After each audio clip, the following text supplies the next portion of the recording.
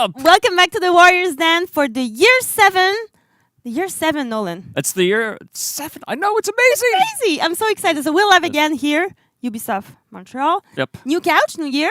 New couches. We're live. If you've noticed that, we have some new couches here, which is great. But they fit the team. I feel like they do. They're very dark and gritty, which we're gonna get into a bit more. But no Brian today, though. Sorry about that. He left with the couch. I heard. He did. He stole our couch. Sorry, Brian. We're watching out for you. All right, we'll find him one day. So let's dive into the year 7 and the first season of the year as well, HERESY, starting next week, March 16. Remember this date. We're going to repeat that date a lot during the show. You might hear it a few times. March 16. So you know, So just put it in the calendar right now. It's just going to be done. Yeah.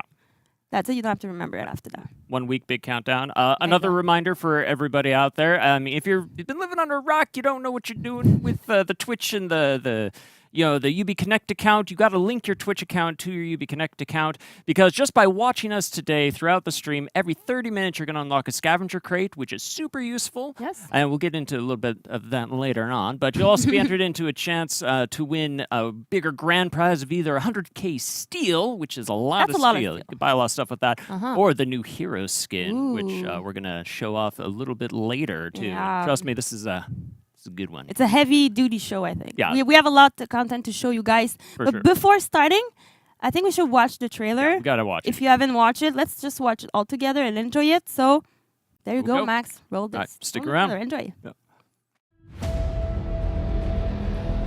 Fire burns, but the smoke never clears. The blade cleaves, but never sheathes. Yet the seeds of war ever quicken. Atrocity befouls Heathmore. Beliefs shall be tested, the old order shaken, virtue shackled, and honor's battle cry silenced. So it falls to you. Balance the scales. Take up your weapon and fight the sword of injustice.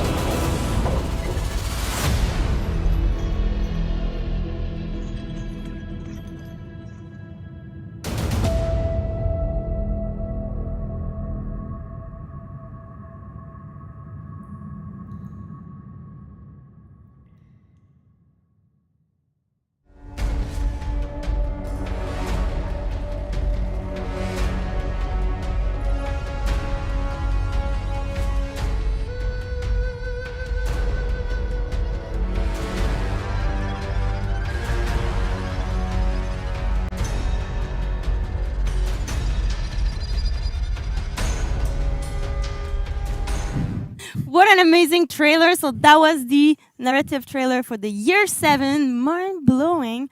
Welcome, guys. I have some new people with me, but we have Andre. He's going to talk about the narrative, so welcome. And we have new faces with us. Jesse. Hi, everyone. MPO. Welcome on the Warriors Den. Thank you. Thanks for having us. Jesse, I think you came on the Warriors Den a few years back, right? 4 years ago. 4 years ago. Times fly. Yeah. Glad to be back. So you guys made the trailer. You part of HERESY. Can you tell the people if they don't know what HERESY is? Yes, HERESY is a division of Ubisoft, so we're part of Ubisoft, and we specialize in creating most of the trailers, cinematic that you see in our games, and we've been involved since day one on many of the trailers of For Honor. Let's watch the trailer that you guys made for year 7, like some of them. Let's watch some highlight and a montage. So let's roll this, Max. By doing the unthinkable, he ventured out where no one had ever dared. Yet in its wake, darkness spreads. But what comes back, it isn't them. Only fools don't fear the dark. Heathmore suffers, and I am the only one who can stop it. Victory is in our grasp. Too long have we stood aside. Now, at last, we enter the fray. That's amazing. It brings so much memory just to look at them. Totally. I love that. So let's dive into the narrative theme of the year 7. Andre, please enlighten us. Tell us what happened between year 6 and where are we right now? Absolutely. So Year 7 is the year of injustice. What we're going to be doing this year that's super cool is tying each season to a specific injustice. Oh, okay. Just like how in Year 6, we tied each season to a specific relic. Oh, and talking about the relics, do you guys remember the 4 relics? Pop quiz right now. Right now? Chat. We're going to wait. Yeah, we're just going to wait until everybody writes all the Can relics we write down. in the chat? Yeah, Yes, you can. Go ahead, yeah. Yeah. So if you write all the right answer, we're going to win a prize? Yes. I think we have a prize. Huge prize. You win absolutely nothing. Yeah. It's thematic of the Or- season. They win our undying respect. There you go. So absolutely nothing. So let's go back to the narrative team of the season. Yes. So last year, of course, relics were discovered across Heathmore, and these revealed magical myths about the past. And these myths, they were shocking to our various factions because they ran counter to everything that they believed their true history to be. And so when you add in the arrival of the Outlanders, that's a lot of change in Heathmore. And so when it came time to developing the narrative of the year, we asked ourselves, how would a society realistically respond to all this change? How do they react? The answer is not well. So just like our world, there'd be a lot of xenophobia, there's tension, strife, chaos. You have some groups that are inviting to the Outlanders, others want them to leave. And you have some who believe the myths of the relics and some who don't. More on that a little bit later. But all of this, it's the perfect recipe for crime and atrocity to run rampant. And so here we are at the Year of Injustice. So where does the Orcos and Camera position themselves in this kind of war? That is a great question. So in a Year of Injustice, you can imagine that the Horcos are doing pretty well for themselves. Probably their jam, right? Yeah, it's sort of in their wheelhouse. And they have another sort of ace up their sleeve, and that is Commander Revere. Oh, that's the hero skin from Year 7, Season 1. Year 6, Season Year 4. 6, Season Yeah. There you go. So recall that she saw a prophecy in the celestial sphere of the future, and now we can confirm that she largely saw Year 7. So she saw exactly what's going to happen this year. If you believe that she saw a prophecy, Okay, yes. okay. And specifically, she saw the events of Heresy, our first season. Yeah, so that is one reason why the Horcos have a leg up over Chimera right now. And I think we saw something maybe in the trailer. Yes. So time. last time I was here, I mentioned that there was a clue as to what the future Yes, of I For Honor remember. held. People were picking apart the set. They were trying Yeah. to figure out where the clue was. And But it wasn't a trailer right in It was front of right in front of your eyes. There you go. At the beginning of the trailer that we showed last season, glass shards pass by the screen. One of them contains imagery that's purely about heresy. So it has nothing to do with Shattered Fates. This one, right? Yes. Yeah, this And one. nobody figured it out except for one person on Reddit immediately was like, what is this? They got it? Yeah. Oh my Like God. even before we dropped the trailer, they just put that up there somehow. Whoa, did they want something? Our undying respect. Okay. I think that's Nothing. Yeah. And Helix, of course, was behind that amazing trailer. Yeah, so let's dive into this trailer itself. So you guys have been working with the marketing team to create, obviously, amazing trailer for the 400 team. What about this one? Like, how did you bring? What was the challenge to bring the Injustice team to this trailer? First of all, it's always fun, like each season, to work with the marketing team at For Honor because we're able to bring different flavor, like to each season, and not only a different flavor, but also to use different medium. Sometimes it's 3D, sometimes it's mostly motion graphics. Other time we're going into this 2D approach, and it's just depend of what we want to express during the season. And for this season of Injustice, we wanted something very sculptural to show the injustice, something that we can feel with texture and everything. So we went for a more like cinematic feel with CG. So this is why we kind of build this type of trailer. And when we think Injustice, we obviously think of justice itself, and like the symbol just come like to mind, the scale and the blindfold woman, like on. Yeah. Yes, I guess but that's the justice. That's Exactly. the statue of justice that we all know. But we needed to do kind of the opposite. The We wanted to injustice. create the statue of injustice. Ooh, okay. So what do? Well, the first thing we did is that I Google statue of injustice, hoping to be lucky. Ship it. Exactly, but no, there was not that much result, which is a good thing. So then good we thing, can start. We can start from scratch. That being said, we wanted still to keep something that people are familiar with. So we started. Definitely, our starting base was the Statue of Justice. So then we tried to figure ways like how can we modify some of its symbol so it creates injustice instead. So from the narrative perspective, we have the idea. Peo, please, how do we do that? Like, how do we start from an idea to the trailer that we just saw? Because that's the easy part. Like we do Yeah, this, and thinking- then we're like, Peo and your team make this Just do it happen. now. Yeah, so at RELICS we have two big art teams. So one most responsible of all the static image, so key art, concept art, and stuff like that. And the other one where I work, so is more like all the cinematic, so cinematic trailer.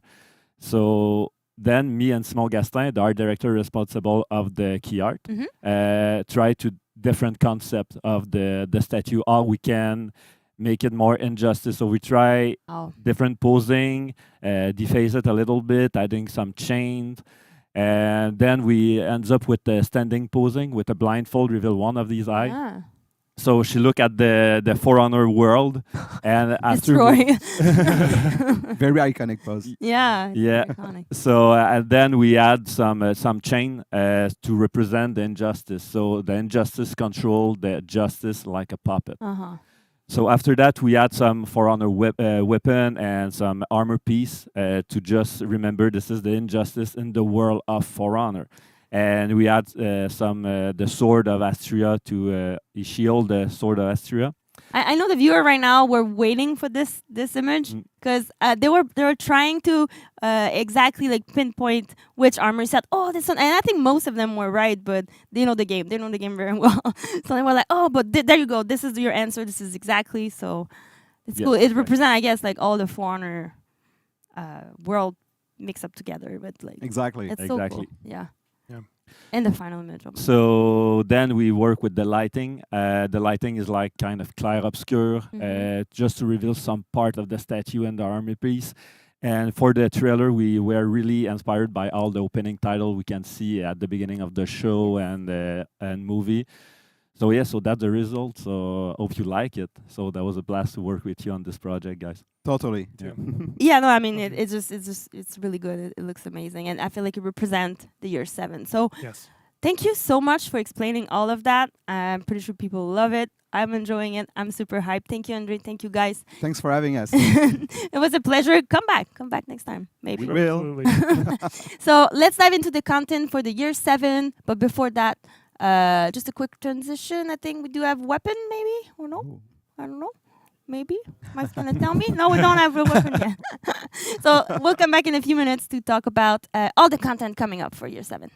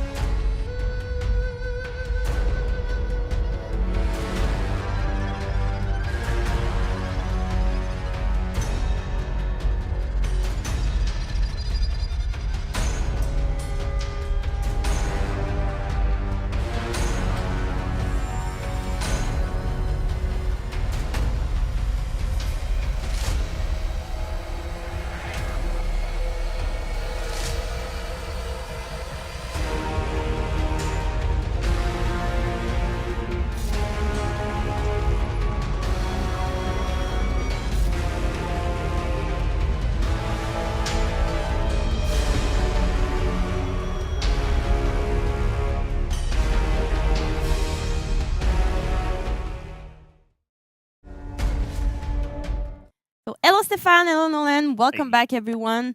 Let's dive into like year 7. I just cannot like wait for it. I'm pretty sure people are excited as well. So, Stefan, what can we expect for the year 7? The content. Yes. The content of year 7. Awesome. Thank you for having us here. As the previous segment talked all about, we're entering year 7, the Swords of Injustice. Super excited for this. What we've done is we've broken down each season into its own injustice. And each of the factions are going to have to deal with a particular injustice. Okay.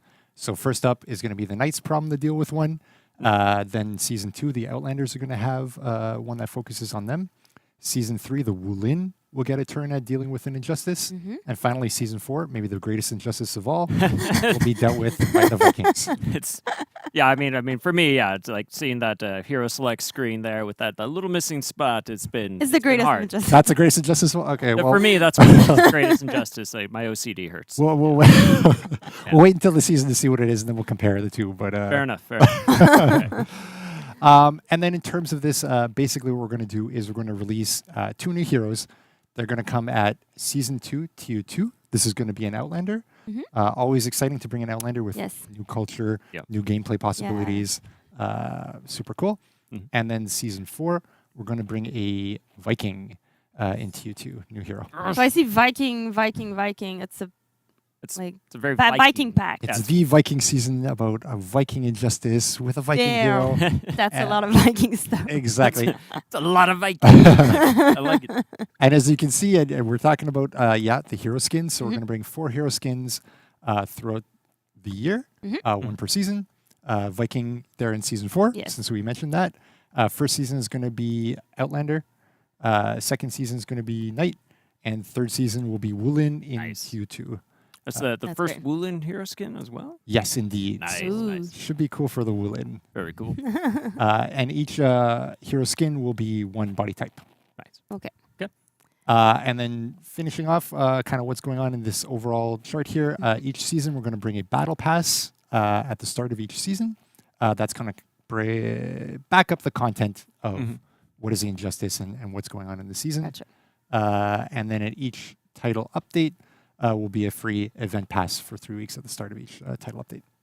Awesome. So I know that Halloween comes around every year and other events as well that we support. But what can we expect in terms of event this year? Man, I'm pretty sure I saw a pumpkin on there. So can you confirm the presence of pumpkins? So I mean, as you're each alluding to, Halloween very event. subtle. We're very Halloween event has always been a big one in For Honor. From that first one long time ago with skeletons. Spooky skeletons. That was a fun one. They're amazing. Yeah. Exactly. We tried some different stuff over the years. Last year was the Web of Yorogumo. So each time we try to outdo ourselves.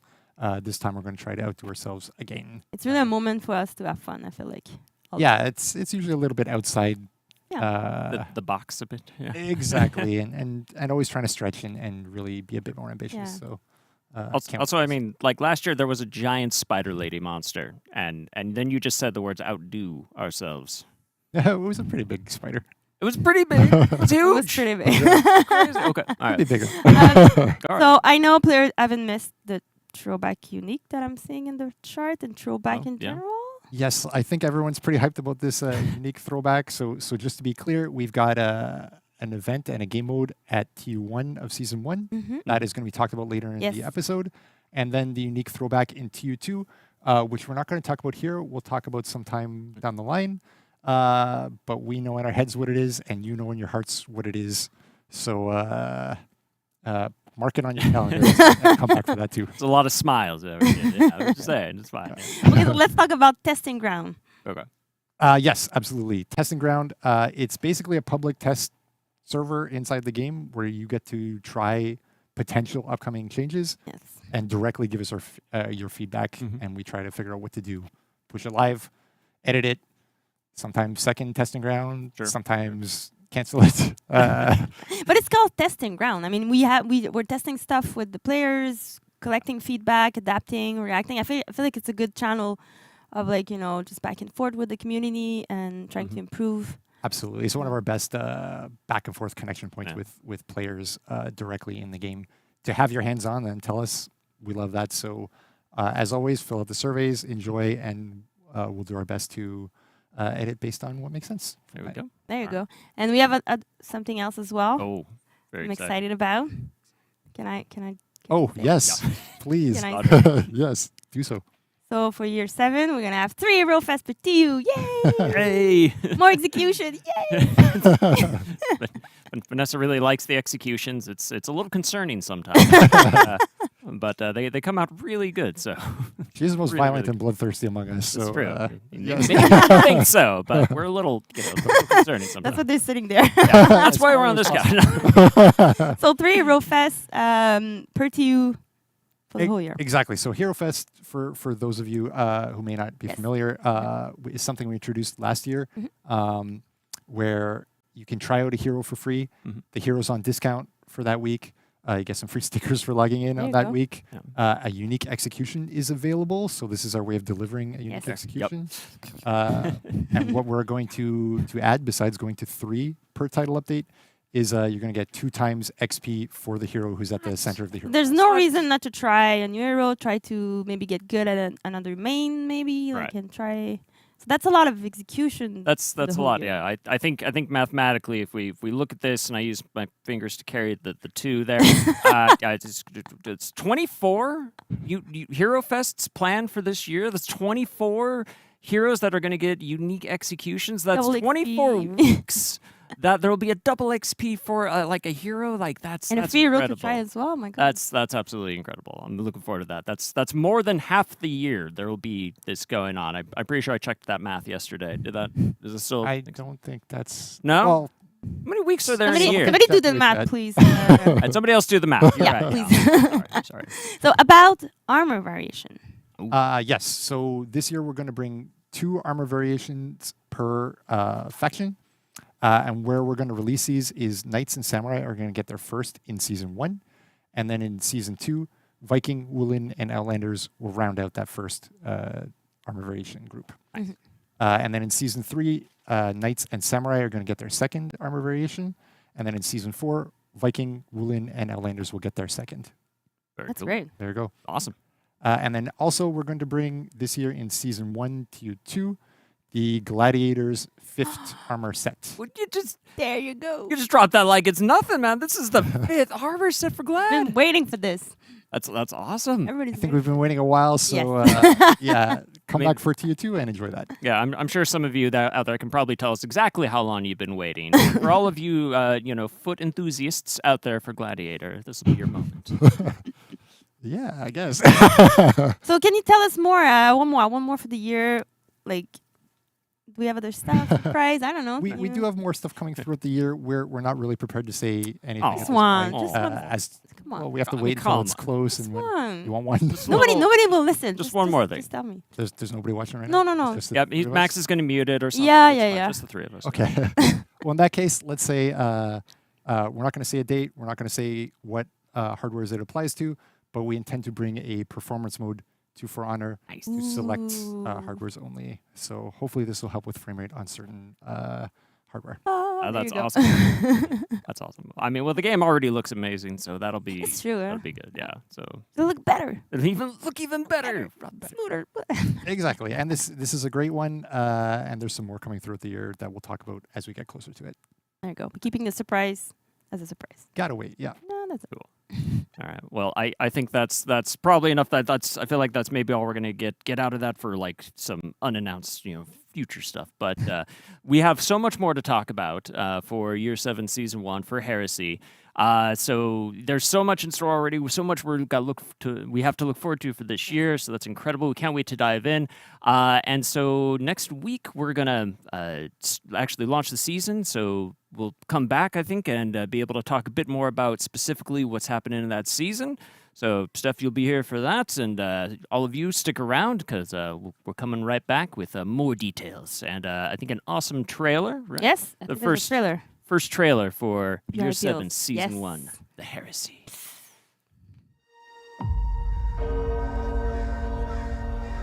I joined the Inquisition with a righteous heart, hoping to stop the fanatics and their twisted faith. Our mission was to purge the heresy. But I was misled. Only the guilty were meant to die. Only those old enough to reach the noose should ever swing from it. This war of faith is madness. A plague on Heathmore. I will carve out the rot.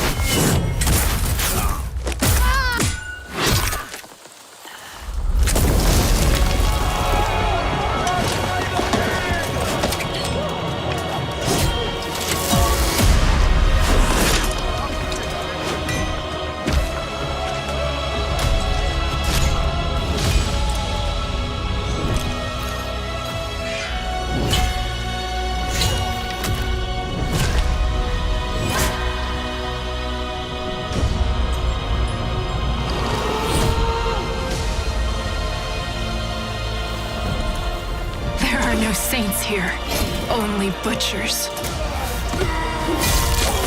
False idols and empty promises. I'm your salvation.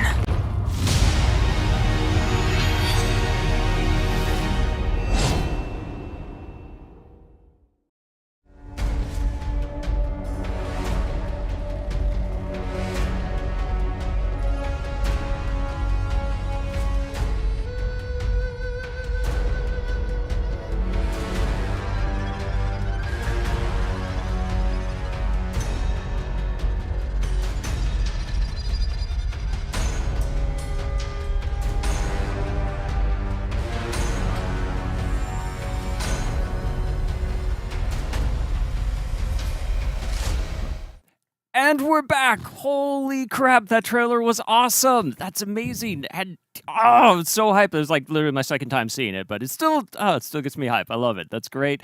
And what's it? Oh my gosh.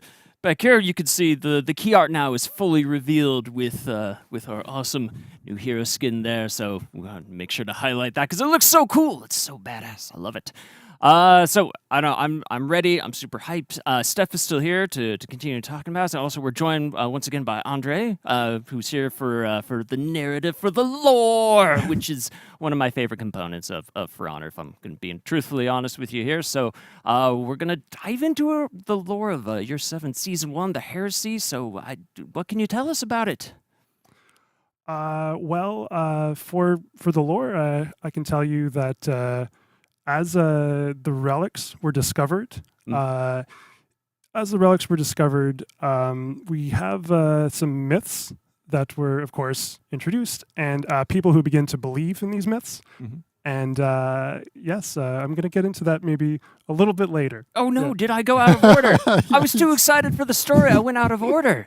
I'm sorry. We rehearse and everything. I'm very excited to get into it as well. All right. I'm sorry. I'm jumping the gun. All right, you're right. I'm sorry. It's Steph. Steph has got more to talk about. Steph, I'm sorry. I love the story. I'm too excited. But my kind of man. That's what can you tell us?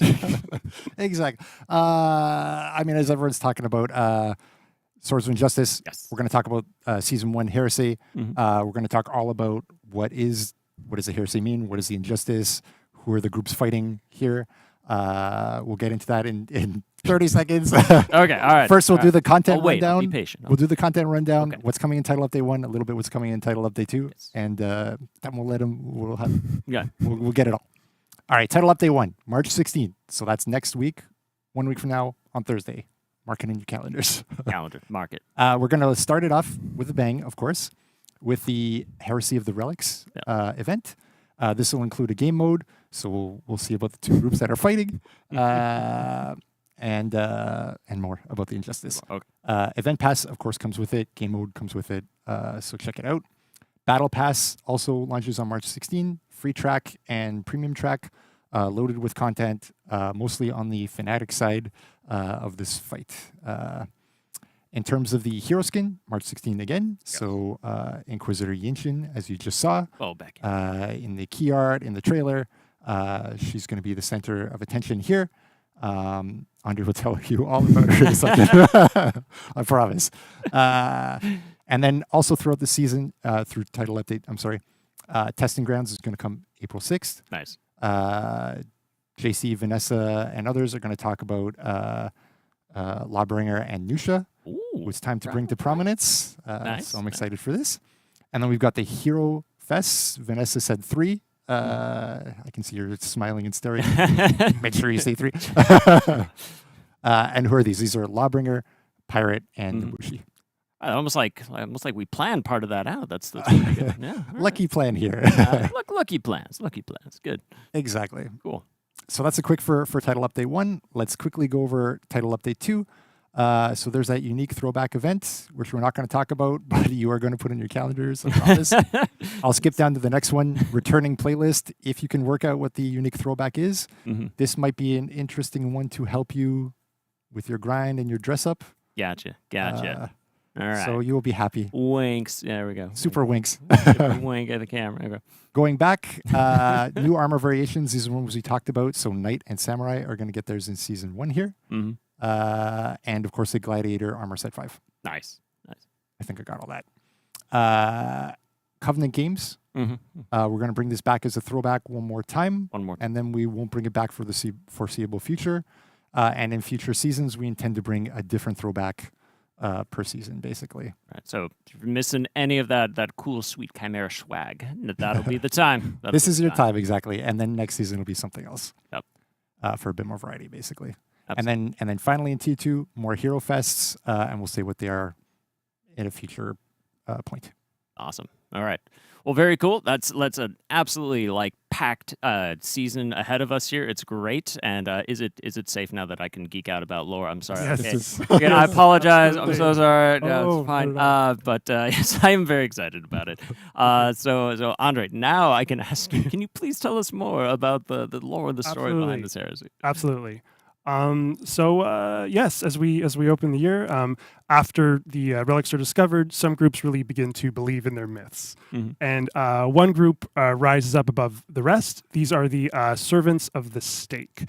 Ooh, delicious. Yes. Nice. No, stake spelled S-T-A-K-E. Oh, okay. Yes. So the Vlad the Impaler variety. Oh, that's cool too. Yeah. Yes, they impale their enemies. And so they worship these relics, the stories of Ramuel, Bolthorn, Myko, to some pretty violent ends. They engage in dark rituals where they will torture and kill non-believers. So that freaks out the rest of Heathmoor. Understandably so. Yes. Yes.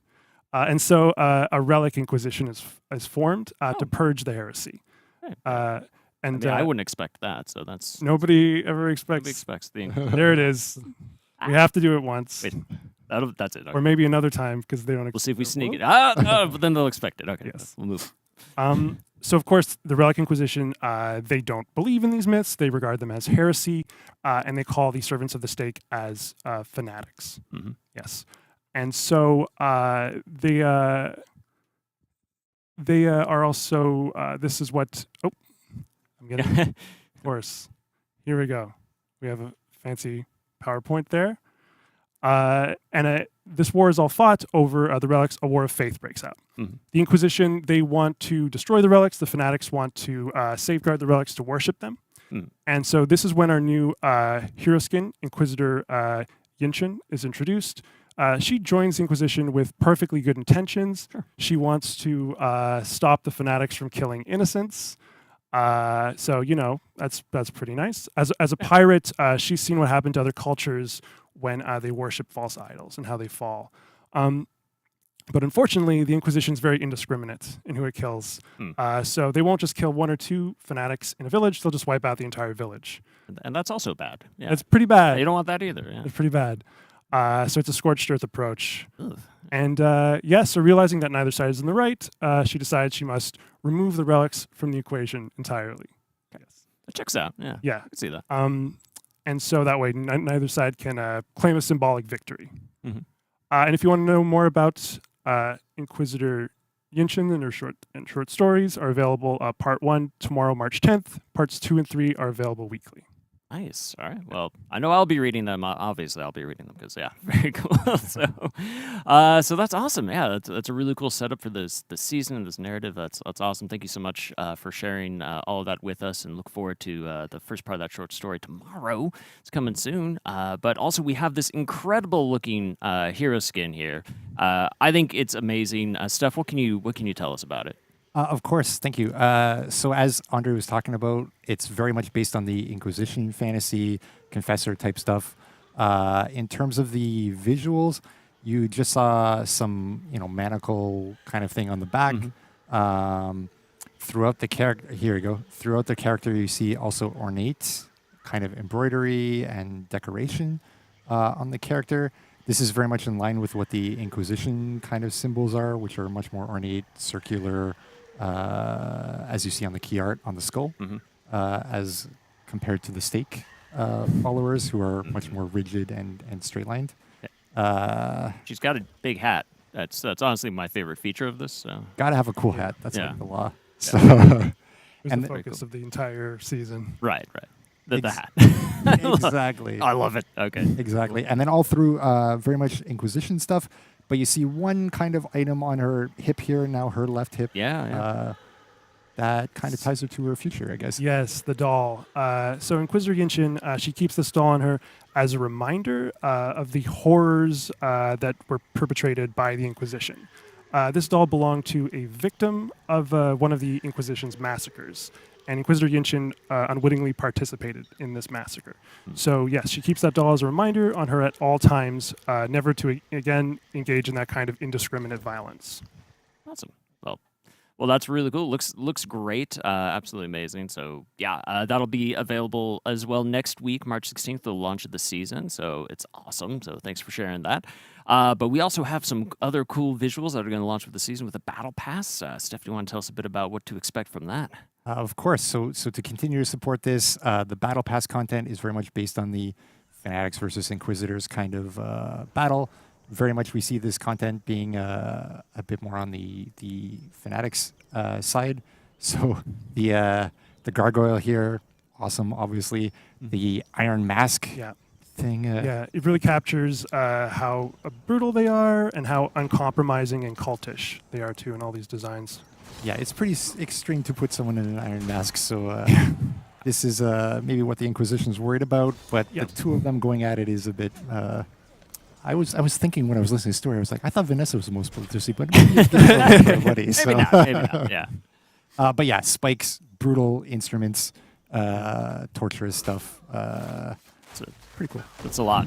Spikes, or would you say stakes, maybe? Sometimes. See, we're bringing it back around, full circle. Full circle. And yeah, there's some other cool content in there too. New execution, new podiums. That's really cool stuff.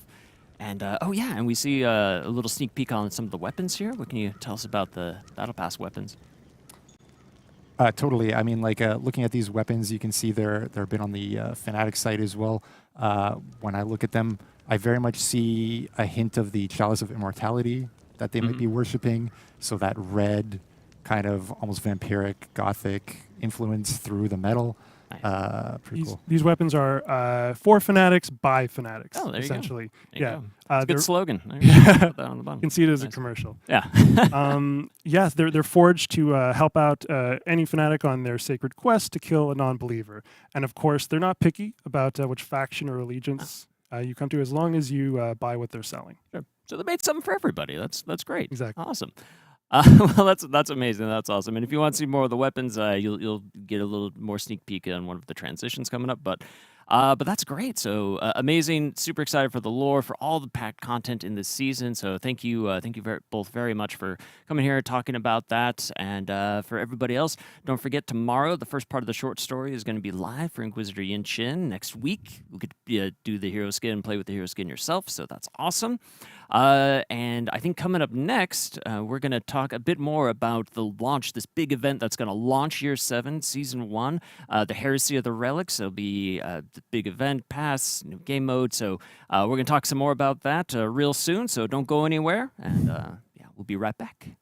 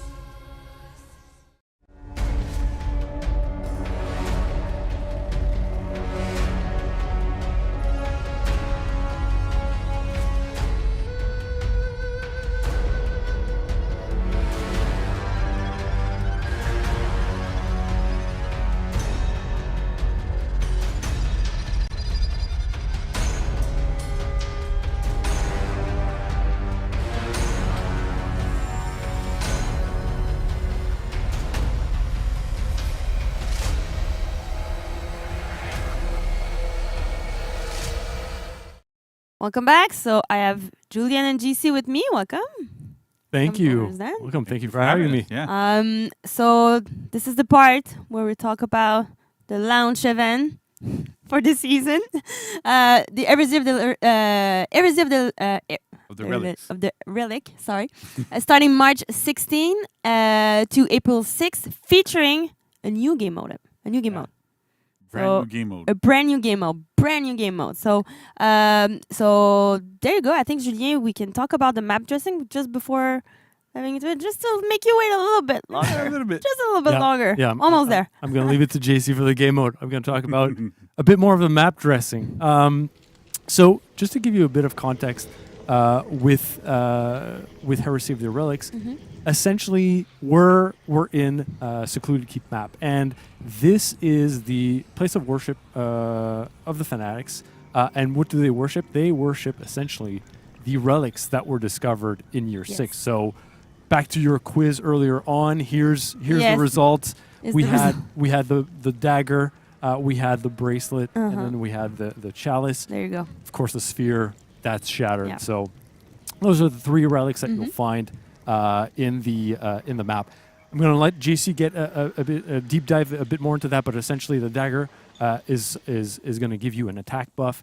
The bracelet is going to give you a vision buff, and then the chalice is a shield buff. Okay. So first thing for map dressing was to essentially create kind of like a sub-environment, something that would depict essentially the buff that will be provided to you by these relics. Okay. So starters, capture point A, that's where you're going to get the dagger. That's the attack buff. So it's got a military courtyard vibe to it. It's there to depict kind of like the aggression, the chaos of the war that's being waged between the fanatics and the inquisitors. So you've got the swords that are drawn with the statues. You've got the lions. There was the altar as well. That's got again those swords, kind of like spike-like. Initially, in the initial, we love spikes. We love spikes because spikes everywhere. Spikes everywhere, you know. But in initial design, we had spikes, but it's a bit too much. But that stayed. It was toned down a bit, but it stayed in the design of the altar. So that's CPA. CPB, the catacombs area. That's where you're going to get the vision buff, and that's tied again to the bracelet. A very cool element that we had in year 6, the bracelet was tied to a curse. So anyone who wrongfully wore the bracelet was cursed, essentially. We wanted to keep that element. We thought it was a cool aspect, so we kept that in the map. And essentially, the team that's capturing the CPB is going to be setting a curse upon its opposing team, essentially, thus being able to see them through the wall. It makes sense that it's like underground a little bit. Like well, there you go. So I like the narrative. It's like the perfect, it's perfect setting. It's like crypt-like, and there's a lot of really cool details. If you have time to take a look, there's an homage to the hero skins in year 6 as well. That's cool. There are tons of cool little details in that area. So that's CPB. Finally, you've got CPC, which is the shield buff. Now, to be clear, it's not a healing buff. Okay.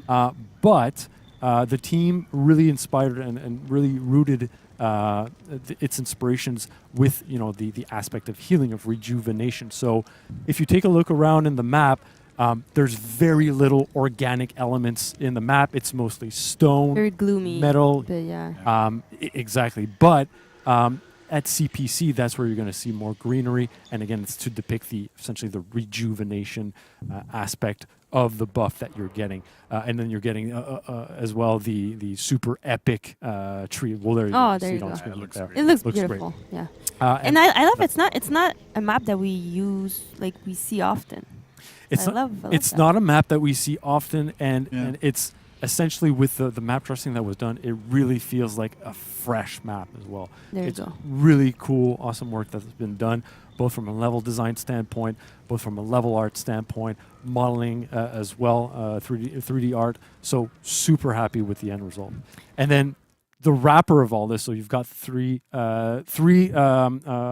unique identities for the CPAs. Wrapper in that is we've got the injustice, we've got the chaos, and we've got aggression.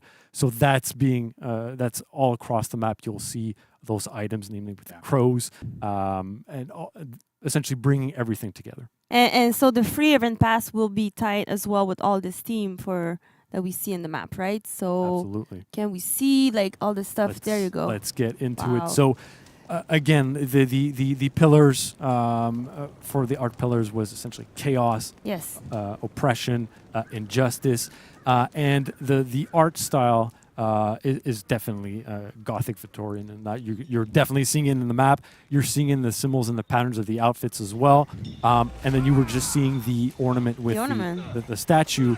When researching for imagery to illustrate these pillars, a lot that was found was the image of a angelic figure, either bearing arms, holding a tipped scale, either weeping. So all of this is to symbolize chaos, aggression, oppression with the tears, of course, and injustice with the tipped scales. So you're seeing that. I feel like this ornament with the wing modify. I feel like it could be like full angel fantasy. It will fit the team. Yeah, it looks super cool. And of course it's definitely if you navigate the map, you'll find it, and you may have seen it. That's true. If you pay attention in the menu, I think we had a little sneak peek of this, right? You may have already Is it right seen now? No, it's done. I think players seen it. Anyway, if you see it, then you know. If you know, you know. you know. There you go. And we have the mood effect as well. Like the mood effect. So the mood effect is like the perfect, bringing everything, all of the elements that I just mentioned, all of that together. So you've got the Gothic Victorian influence with the stained glass. You've got the crows, and then the sword with the dripping blood as well. So all in all, tying everything together. You can feel your nice gut. bundle. You can be like full gut. Yeah, we're like kind mood. of bringing back the late 90s or like mid to late 90s. Yeah, a little bit. Well. So let's talk about the game mode. I think everybody's waiting for this. Yeah. GC, please. All right. So like Julian explained, we're playing in Secluded Keep. Yes. Which is normally a map that's in Tribute and some other game modes, but mostly a Tribute map. So we took it, we repurposed it a little bit, cut off the top portion so you can just go up and run around and do drop attacks or whatever you'd like to do. And then what we did is we kind of made a game mode that's kind of a bit of a spin on the minion, right? So there's no minions anywhere, but each capture point, like mentioned previously, has a buff associated to it. Now, when you get the dagger buff, your team gets 20% increased damage. It's team-wide, right? So it's your entire team deals more damage. When you get the chalice, your team gets a small shield that regens after X amount of time. So you can kind of like, it helps you survive a little bit more. And when you get the bracelet, your entire team gets full vision on the opposing team. So you see where they are at all times. I assume you want to capture all the points, right? Right, yes. You want to capture all the points because you want to get all those buffs, right? So it kind of makes it interesting. And the map is a bit smaller in general, so there's a lot more fights going on, a lot more stuff happening. And because there's no minions, we still want players to still be able to get their feats. So we double the renown gain while you're holding points, so you kind of can get your feats and that sort of stuff. But what's also really special in this game is Inquisitor Yin Chen. Yeah, right? I think So you've seen her, you've seen the skin. I was looking at the chat earlier, like people love the skin. There you go. She looks amazing. Yeah, so she will drop in after a certain amount of time. Okay. And she's a neutral bot, right? So she comes in, she's neutral. And then her goal is to kind of like equalize what's going on, right? Lore-wise, she would kind of like, it's a bit more status quo type of thing. She's against everybody. So what she's going to do is she's going to run around and she's going to try to focus attacking the team that's currently winning. So if you have more points, if your team has more points than your opponent's team, she's going to focus on you. Now, even if you're losing and you start attacking her, she's going to turn around and defend herself because, you know. Can you manipulate her? Yeah, and you can kind of manipulate her a little bit, right? So if you're seeing that you're losing, just by a little bit, you can go, okay, I'm going to hold off. Yeah, you wait a little bit. Focus, try to kill other people. She's super strong, has a ton of HP, can use all of her feats like on very, very low cooldown. So she's a force to be reckoned with, right? So she's super dangerous. She can also uncap points and bring them back to neutral status. So she will run around, she will uncap points, she will kill people, do all that sort of stuff. It's super cool. Whenever we were playing it, it was really interesting to kind of. It was really tight during the play session. Right? It was really like always in like. We often ended up being, there was like a lot of back and forth and like really, really tight games. A lot of turnarounds. Yeah, it was super interesting. We really loved it. And then you can kill her, right, as a player. If you manage to land the killing blow on her, you're going to get a ton of renown, unlock like probably all your feats in one go. And it really helps you get a leg up on the opponent. So she's threatening. You kind of sort of want to have her on your side to go kill opponents, but then you want to you kill win her too also. much, So yeah. we really wanted to introduce like this a really different dynamic here, right? We had something like that with Ramiel at some point, which was interesting too. But Ramiel was more of a kind of like a boss in the middle, whereas this one is really she's gonna roam around and mess up everybody. So it's really interesting, makes for a really different game mode. We hope everybody tries it out and has a lot of fun. We had a ton of fun playing it, testing it, doing all of the iterations. The art is amazing. Everything is super top notch about this. So I hope people play it and have a lot of fun. Yeah, that's super cool. I'm pretty sure like people are excited. They cannot wait to play it. So you're gonna be able to play it next week, March 16. But you know that already, right? So thank you guys. Coming up, we're gonna talk about patch notes. So don't go too far. And yeah, there you go. Thank you guys. Thank you. Thank you.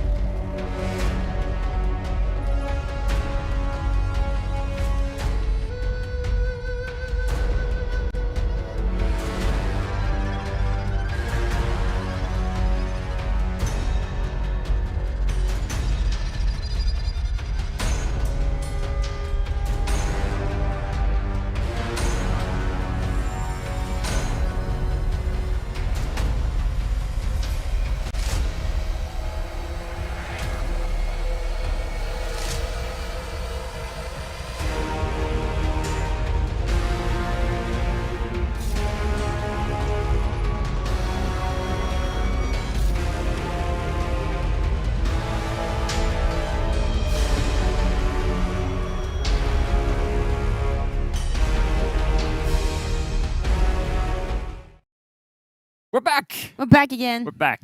Yeah, I know. I heard we were talking about balancing stuff, patch notes, so I kicked Julian off and I came on. I'm sorry. Yeah. So that's, And I sat on that side because I love talking about animations during Yeah, the that's patch. great, right? So, yeah. So welcome that's back, very Nolan. true. Thank you so Let's much. dive into patch note. I mean, we don't have to wait too much. No, This, right? let's just dive We're in. excited. It's a More- big one too. So Got a lot of stuff to talk yes. about. Yeah. So let's go. Just a quick reminder as well. I mean, but you know that by now. March 16.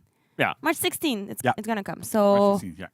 All right, so go. let's get started, right? So first up, we have the dodge and dodge attack changes. So just to give a bit of a refresher, we did a testing grounds a little while ago. I don't remember the exact date. I was I'm gonna not do math right now. Yeah, right. No, mine It's is over. complicated. So where we tested a bunch of changes to dodges and dodge attacks, right? And so normally, like what we often do, not always, but what we often do is when we do a testing grounds and we go, okay, we're going to go live with this, we kind of make a decision. Usually it comes the season after. Now for this, we wanted to take our time, make sure that we went through all the feedback, went through everything, and try to make the best decisions we could.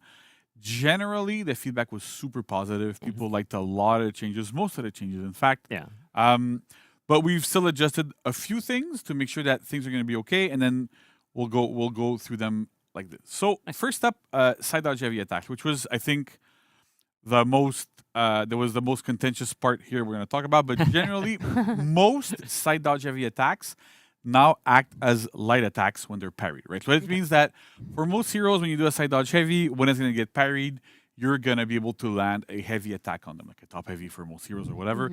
The idea here is that we want to have essentially every single dodge attack have more risk and reward associated to it. So to do this, we've decided to go, okay, well, if you decide to commit to a dodge attack, if your opponent properly reads it and reacts to it and does what they have to do, they will get at least a heavy's worth of damage every single time. Now, the big point that players did not like as much in the testing grounds was the fact that it also applied to the slow feintable ones, namely Jiangjun, Tiandi, and Warmonger's side dodge heavies. So for those, that change does not apply. So the rule now is if your side dodge heavy is not parryable, if it's not feintable, sorry. Yeah, if it's right. So if it's not feintable, you get a heavy attack every time you parry it. If it is feintable, it's still going to remain as if it's a heavy attack, right? So when we're going to add new heroes in the future, like you saw, we're going to have 2 new this year. If they have feintable side dodge heavies, they're going to be heavy. They're going to be like heavy parries. If they are not feintable, they're going to be light parries. That's the idea here. So that's the rule now. That's the hard and fast rule we're going by. Nice. It's very important for us to have what we like to call in game design a bit, like it's predictability, outcome predictability, right? So it's, when you're playing against a character and they do a dodge attack and you parry it, you know what's going to happen, right? Even if you don't know the hero, you know what's going to happen. And so when you do manage to land that parry, right? So that's very, very important because it kind of lowers the need for for overall game knowledge, right? And having all those really weird, obscure rules that, oh yeah, I had to know this, I had to know that, and that. And that's like false depth. People think, oh yeah, the game is a lot deeper for that. That's not really depth, it's just game knowledge. It's just knowing more than your opponent. And you can have a leg up on them sometimes, but it's not conducive to a healthy game. That's why we're trying to set these rules. So that's kind of how we're going with this. Nice. So next up, we have delayable side dodge attacks. I know some people are really smiling right now. I have in particular. So most side dodge attacks now can be delayed from 200 to 400 milliseconds. This should help a lot of situations, right? We have a lot of times where some attacks, if you do like a side dodge attack that's like 600 and it only could occur at 300, it wouldn't be able to beat some bashes, like beat some action recoveries and stuff. With this, it should fix most of these issues. Also makes all of the ones that are not feintable immune to guard break when you buffer them, when you do them super quickly. So most of the time when you're going to do a heavy feint into guard break, you're going to bounce off of it. We want to have that. But if you delay them a little bit too much, that guard break is going to land, right? So we want to have that kind of reliability there, that flexibility, and it also really feels so much better being able to delay them and go, okay, I'm gonna dodge, okay, I'm gonna attack a little bit later. So that feels super good in general. So we really wanted to put that in.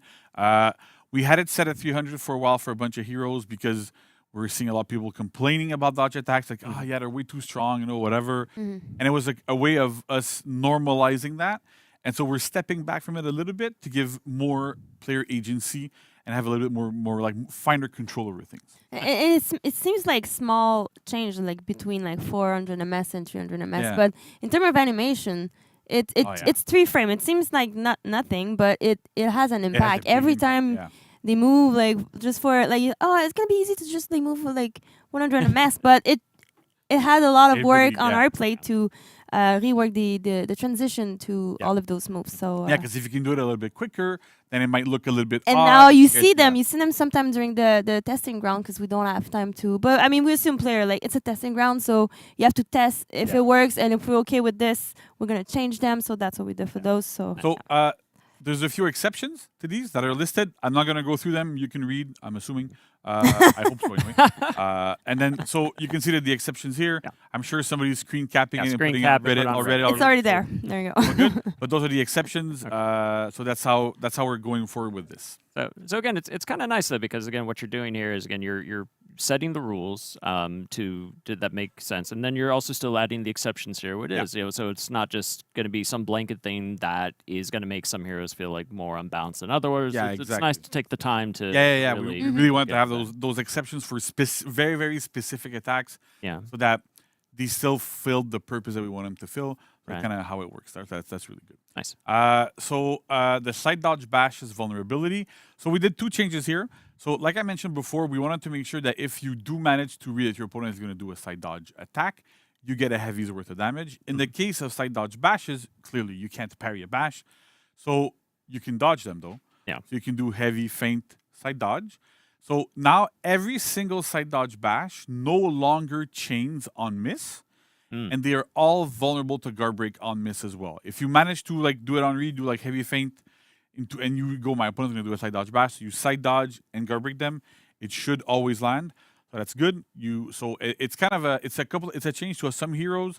It might make them a little bit weaker there, but this only applies to side dodge bashes, right? So specifically for Shigoki, for example, where beforehand he could chain on miss on side and on front. Now he can chain on miss on front, but not on sides, to make sure that it's fair and that defensive maneuvers have specific counters to them, whereas the front dodge doesn't have any defense, doesn't have anything. So it's really a case of, well, I want to be able to enter my offense, want to be able to do my stuff. So we kept it on the front one, for example, for that. So that's just the important thing here, because I remember seeing a lot of people going, oh, yeah, all these bashes, don't chain on miss anymore, but it's really only specifically the side dodge ones that if they did, they no longer do. And we also slowed down some side dodge bashes, but they're all now 600 ms at a minimum. The reason for this is that some of them were 533. We had them at 500 at some point. And we find that, like, at that point, the reactability threshold for bashes gets a little bit too tricky. So at 600, these should be a lot more easily reactable by everybody. There's a big tell of seeing the side dodge as well. So you see, okay, they're dodging. Probably a bash is going to be coming, so you have time to go out. If you feinted, I need to dodge, and you can pre-dodge a little bit, and it works a little bit better. So it's kind of like a big difference here. Yeah, that's it. You can pre-dodge. Yeah. Technical term. Technical term, pre-dodging. Yeah. Nice. Then we have defense while dodging. So this might seem a bit complex there, but non-reflex guard heroes no longer have regular block while they're dodging in any direction. Now, this is basically Valk rules, right? Valkyrie has this currently on live. We're applying this to everybody. So when you dodge, either front or side or back, most reflex guard heroes, actually all of them, but most of them except for Valk, kept their regular block. So either it forced your guard to swap in a specific direction and you would gain your guard during the dodge in that direction, or it would keep it where it was. For example, Warden could guard top and then side dodge and keep the guard on top. This was causing issues a lot of the time with undodgeable attacks. There's a lot of mix-ups, like if you look at Aphira, for example, it was really difficult because we couldn't really do these mix-ups before where, well, we can't do undodgeable in a single direction because you could just say, well, I'm going to block in that direction and then dodge in a different direction, or even dodge in that direction, however it is, and then you could avoid both of them. That's why often enough we try to put them on top, because on top, like, some heroes force it on the sides. But now this applies to everybody. So it means that it gives us more freedom as to what stance we can put on dodgeable attacks. More stuff like we did with Aphira where, like, only top is undodgeable, sides are going to be something else if we want. It really opens up that space and lets us do a lot more stuff there. So that's really, really great. Okay. So clearly, like, Reflex Guard heroes didn't have this, so it doesn't apply to them. It's really specifically for non-Reflex Guard heroes. I want to make it clear, we've had some discussions internally. People were unsure, didn't really understand. So super clear, it's all the non-Reflex Guard heroes. Then a little change from we had from the testing grounds is that heroes regain their defense 100 MS after being able to swap their guard during a dodge. So normally, you can start changing your guard at 600 MS into a dodge. And so now you can get, 633, sorry. And so now you can get your defense at 733 while you're dodging. You can do a guard swap. And even if you don't guard swap, it'll come back at that moment. That was a bit of feedback we got a lot from pro players there. I want to give a lot of shout outs to them because I don't want to name names, but we're talking to some players. Yeah, you know who you are. You know who you are, right? Yeah. And so, so a lot of the feedback we've gotten for that is that it made a lot of these heroes feel really, really, really unsafe in group fights, because that defense was coming back super late. So because of this, at least it comes back a little bit earlier. If you did an empty dodge, if you didn't throw an attack out of it or whatever, at least you can block a little bit earlier and it feels better. All right. And then last but not least, another change from the testing ground is that Conquer and Kensei Superior Block windows are now 100 to 300 MS, which is the same as Deflects. So Deflect is a little bit different because there's like iframes involved, but it's the same as this, right? And so the idea is that Conquer and Kensei used to have superior block during the entire duration of their dodges, either from side or from front. So because of this... Oh, that explains so much. Right? Right, because of this, they were still able to negate some mix-ups and have that defense. So we've kind of reworked this so that it feels like the other superior block heroes, like Zanhu, like Valk, and like other Reflex Guard heroes, to have the same timing there. So it's still usable, but it's not I can block and superior block the entire time I have my dodge. So it's a bit of changes for those heroes, but it still works. It still feels quite good. Just the window is going to be a little bit tight. Right. Okay. And then last but not least, we have invulnerability while dodging. This one is a big one. I know I've seen some videos about it, and it doesn't really feel like you don't really notice it until it happens to you, right?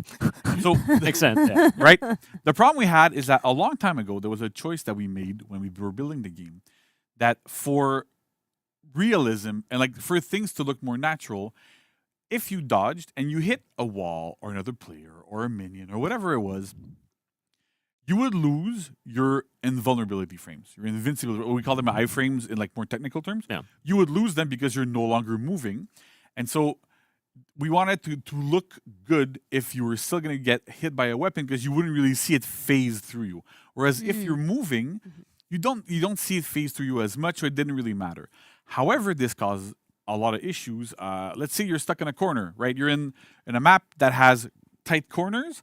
You could get stuck in the corner and get bashed infinitely and just never be able to get out of it because your invulnerability frames would never, ever, ever kick in because you would hit walls in any direction you were dodging, so you would get stuck there. So with this change now is you no longer lose them when you dodge, no matter what happens. You can hit walls, players, heroes, whatever it is, and you're not going to lose them, which means that those situations will not happen anymore.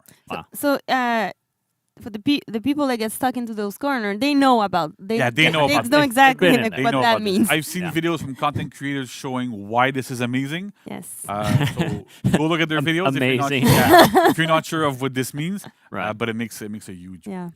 Yeah, that sounds like a pretty big injustice to correct. So exactly. There you go. There we go. Seasonal themes. Here we go. That works really well. Okay, so I think that's it for dodge stuff, right? Well, and I again, like that's a lot. By the way, my brain has been like just rotating all the gears, turning as best they can in these scenarios. But I think it's you said something too that I really think is cool. Is that like some of these decisions, like they're made like 6 years ago, 7 years ago when the game's still in development, and I think it's awesome that like we can again spend this time with the community to look at like the state of the game and to definitely make decisions like this that like just because we thought about that 6 years ago doesn't mean that has to be the way it is today, and we can do something about it. Yeah, so exactly. Really cool. I love that we're in year 7. We're still making big changes like this. Yeah. Right. And we're all like the entirety of the team is super dedicated. We love the game. We love what we're working on. It's super amazing. Everybody's passionate, and it shows in the work that we do and how we present it and stuff. So but it wouldn't be possible without having our players, right? So our players are there. They're our backbone. We love them. And it's very important for us to do stuff that people like. Sometimes we're gonna do stuff. Maybe you're not gonna like it personally. We're making changes, and they can be contentious. It's difficult as well because we try them, but as soon as it's out and the player gets their hand on it, they accumulate hours way much more than we can. Yeah. This is very true. Yeah. In our so it makes it really, really, so really feedbacks are really important. Yeah, feedback's really That's why. Okay, so Worm rework, right? Oh, my heart. Nolan. It's happening. It's finally happening. I think it's Nolan's main here. That's the real reason why I came back to the couch. All right. All right. So, yes, the Yorm rework is coming live next week. March 16th, I think. Yeah. Probably. Right? By this point, we've said the date so often. Yeah. So, again, the testing grounds that we did last season was very well received. People seemed to like a lot the direction we were taking with the hero. So most of what was there is intact. We've done some tweaks. We're going to go through them to make sure that things were not like as balanced as they should have been or could have been. But even then, it's a testing grounds. It's normal. Right. And we're putting things in the testing grounds, like Vanessa's saying, so that we can kind of evaluate some things. And sometimes we do stuff on purpose. Sometimes things are overpowered on purpose. So we can go, is this actually overpowered or not? Because no matter what, I'm not an oracle. Nobody's an oracle here. Like, we can't see the future. And there's things that we don't have this. We don't have the celestials. We don't have the celestials, right? And there's things that we put in testing grounds before that I personally, and some people on the team as well, were like, for sure, this is going to be like too strong. For sure, people are going to hate this. For sure, But we have to try things out, and then it comes out. Not people a love it. Yeah. peep about it. So it showed that sometimes we're wrong, and we're happy to accept when we're wrong about things, and when we can correct them, when we need to correct them, or if we don't. So that kind of how it works.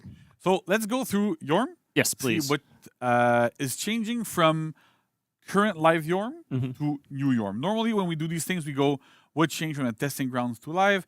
Now, I wanted to make sure that, not everybody was there for the testing ground, not everybody saw that sort of stuff. So we're going to go through what is going live right now. Okay. So we are first and foremost removing the stamina-based gameplay, right? That was one of the big cornerstones of Yorm back in the day. That was what we designed the hero around. But after the game evolving a little bit more, after going into a direction where we like players to attack, we like players to be able to perform and do things in the game.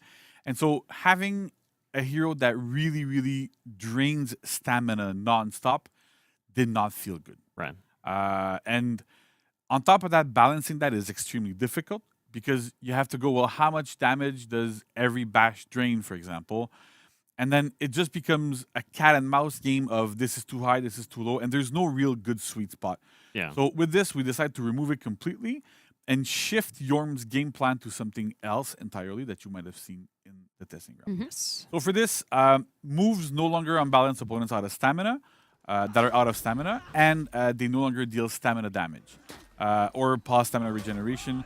So the idea here is that really we're getting rid of the stamina-based gameplay and we're moving more into what we call the displacement bully. Okay. So we're doing displacement-based gameplay. So first part is a new move called Venomous Sting. So it's a move that you perform by pressing heavy when you land a guard break. You can choose which stance you're going to do into. It's going to push opponents back, and it can wall splat. So you guard break somebody, you do like a top, left, or right, hits them really hard, pushes them into walls, does all sorts of cool things. You can get another guaranteed hit afterwards when it lands, so that's cool. But we lowered the damage of that attack to 12 damage. In the testing grounds, that was at 24, mostly because we felt that part of it was, well, it's a heavy. After a guard break, it should deal at least 24 or somewhere around that. But after a lot of play testing, we've seen players in the testing grounds, we've lowered the damage a little bit, and we've tried to giving other options to deal a little bit more damage in there so that you still get that cool feeling, you still get those big wall splats, it still feels cool, but it's not as strong as it used to be. Gotcha. Next, we have Displacement-Based Part 2. So heavy finishers, right? I'm gonna kill myself saying these words all the time, so I'm just gonna so heavy finishers, right? So top heavy finisher now pushes opponents backwards. It didn't used to. So the side ones used to push people backwards and unbalance when you hit people out of stamina. So the side ones still push people backwards, but the top now also does it. So you can now choose really if your opponent's back is to a wall, you can do a top. They're gonna hit the wall. It's gonna feel cool. So that works. The heavy finishers now also push opponents further away than they used to on live right now to make sure that you do end up getting those wall splats more often. Top heavy finisher now also deals 24 damage down from 30, and the sides deal 22 down from 29. Again, it's to make sure that we don't get damage that's obscenely too high. These land, like in the case of like other heroes that have that sort of game plan, their damage was really high. We've kind of done things to like limit it a little bit. But in this case, these attacks do not land as often. They're never really guaranteed. So it's different. So we can keep the damage a little bit higher and get the follow-ups stay a little bit higher as well because they're more situational. Nice. That's really cool. And animation-wise, like a... That was such a big one. Like it looks good. It was almost a redoing of a character. Like there's gonna be more stuff coming, but yeah, we had from TG and even like from integration right now, like coming live, we still rework animation. We went back to reshoot some stuff that was changed from the TG. So crazy, yeah. From the government, I remember when we were doing the first testing grounds, we had a specific animation for the top one. Yeah, and we changed. We weren't happy with the way it looked, right? And so Vanessa's team wasn't happy with the way it looked. So it was yeah. No, but it has to serve a gameplay purpose, but it still have to look cool and make sense. And I think it wasn't like really making it, and I think even player noticed as well. It wasn't like that great, but we kind of knew in advance, so we went back to mocap and redid it. And I mean, this one, the new one is the new one is really cool. Yeah, that's super cool. All right, so next up, we have part 3 of the thing I won't read anymore. So heavy openers, right? Yeah. So we've done some damage changes to the heavy openers as well. So top now deals 22, side now deals 20, down from 27 and 24. And we've also sped up the top now because it doesn't need to be 900 if it doesn't deal 27. So again, this is to lower the potential damage that you get off of wall splats. Usually that heavy is the best option. Right. So with the slightly lower damage, you still deal like more damage than usual off of a guard break, for example. But you're gonna deal 34. You're not gonna deal like around 50 damage, right? Oh, I mean, yeah, that makes sense. Yeah, that's fair. Yeah, I know. But at the same time, it has to be fun for the player that get knocked. Exactly. Like, right? It has to be fun for everybody. So we want to make sure that things work here. So that's kind of interesting there. All right. So now let's move on to flow improvements. So we've added another new move to our friend Yorm, which is called Ouroboros Smite. So you press light plus heavy attack during chains. Basically, it's his own attack input if you know how to play the game.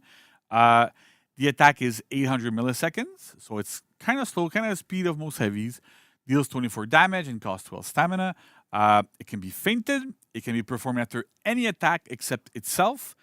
Venomous Sting, which is the heavy after guard break, or Hammer Slam, because you go back to neutral there, so it kind of chain. It also initiates chain, so you can kind of use it as a chain reset. You can use it after like light finishers, heavy finishers, to do that move and then go back into those finishers, so it feels really, really cool. And it also gains uninterruptible stance at 100 ms.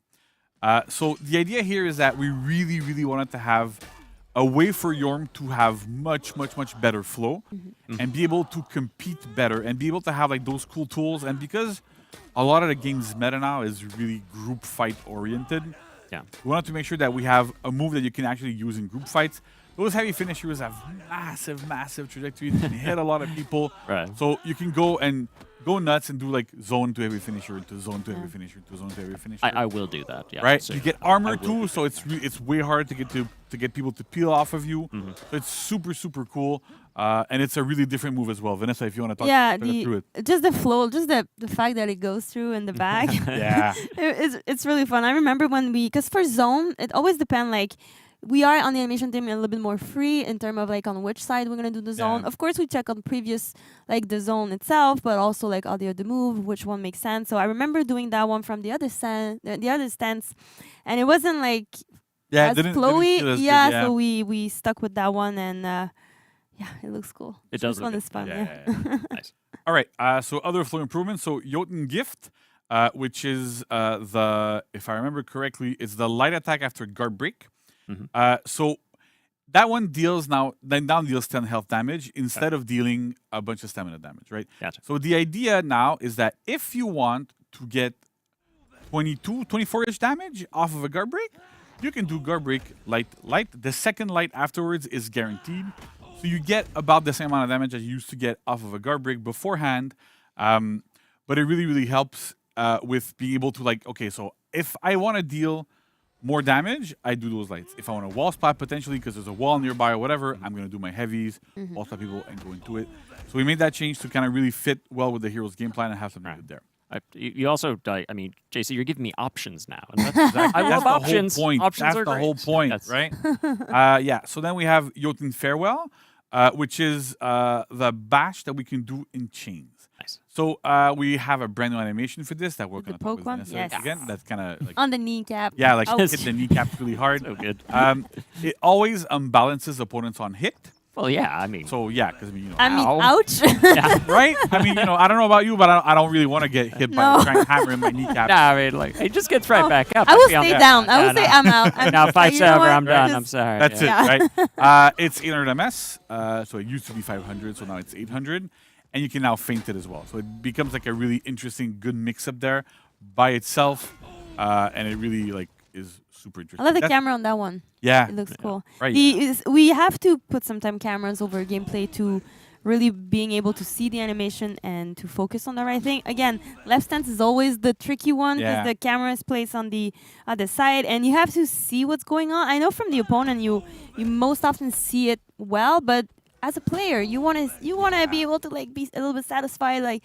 I want to see the cool move too, So a little bit of camera there, so work to enjoy. And poor mocap guys that got hit in the No, come on, we don't. How many times did you hit them in the knees? No. Guys, we don't hurt them. We would never hurt them. No, of course. Kick in the shin for the proper mocap reaction. Right. Oh my god. No. We don't do that. We don't. Yeah, we don't do that. It's a big joke there. But yeah, okay. So then finally, Hammer Slam here. So it no longer has uninterruptible stance, meaning armor. We want the move to be able to be peeled, right? Even though it's a big payoff move for Yorm, because it happens off of Jotun Farewell all the time now, we want to make sure that if you're trying to use it in a group fight, if you have an opponent that can call it out, they can interrupt you. Of course, instead you can try to do your zone instead and try to make yourself armored. But the idea here is that we want to make sure that if you initiate it, it needs to be peelable because it's a big move that deals a bunch of damage. Speaking of damage, it deals 30 instead of 38. We would need to remove it a little bit because still a bash that ends up dealing 38 damage was a bit too high. Yeah. So at 30, it's more in line with almost like our damage cap, so it works well there. Nice. That kind of works there quite well. And we also sped up its recovery a tiny bit by 100 MS, so that you are frame neutral after landing it. So that works really, really well. Again, and then you end up in a good position. You're not back to negative against opponents. Nice. Then we have quality of life improvements. So Jotun Surge, right? We reworked the animation. Basically, we took the animation that we had from the chain bash before. We put it on front dodge guard break instead of being hold back and guard break. Oh, okay. I will hold down and guard break.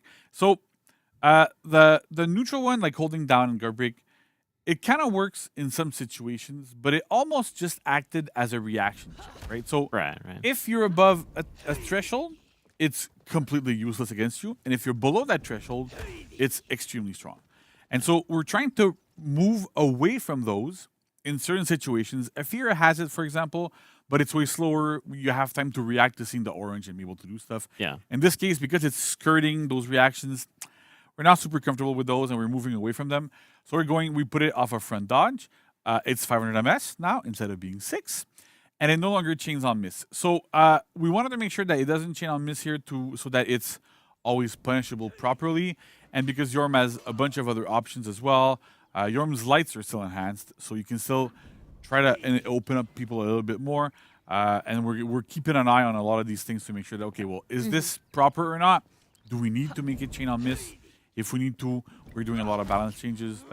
All the time, yeah. So, if things end up happening, I want people to make sure that we're always keeping an eye on these things. We've been doing a lot of changes these days. And so this is kind of one of those Yeah, things that we're those gonna changes line are not necessarily set in stone. Like in the future, because I mean, this game has been Yeah, we're a live evolving. Like, game, yeah, right? we're a live Things game, change so and it's all we, good. yeah, exactly. So We've also reworked the animation for the light opener. yes. So I know some players were not like, we're like, oh yeah, I like the previous ones because they felt really unique. Yeah. But they had a bit of an issue, which is, especially at top level, we have some players that are able to react to animations. Not only indicators, but animations. And I'm sure a lot of reviewers are going, yeah, I can do that. Well, if you could do it, the problem was that because Yorm's lights were so unique, you could parry them on reaction by going, oh, this is the movement the attack is doing. Clearly, it's a light auto parry, right? Yeah. You have to have good reflexes there, but that's kind of how it worked. It's always a challenge when we design them, right? Because we know like opener is something everybody has, but we don't want that to happen, but we want them to make them unique. So it's always like a little bit tricky. And I feel like with this one, we were like happy the first time around. But and it's important I'm to happy note with here, that one. Yeah. we reshot these. I remember people saying, yeah, these are reused, these are Oh my reused, God, whatever. yes. They're reshot. Yes, That they're was their reshot. vocab. Because I know you guys are like trying to see like, oh, this one is reused from this one, but it's new mocap, and sometime we have to retweak some animation to make it work. So it has to work for gameplay. That's the main goal for this animation. Those animations exist for a purpose, gameplay, and after that they have to be cool, of course, fit the characters, all of that. So it's kind of like a balance in the animation itself to fit the game design, but we cannot like do just an animation because it's cool and just like, oh geez, I don't care about you. I'm not gonna do that. I mean, it has to make sense. Yeah, you and know? that's part of why like we love working with our animation team. Yeah. Like even though what we see, Even though what? I mean, even though what players see is what your animations end up being.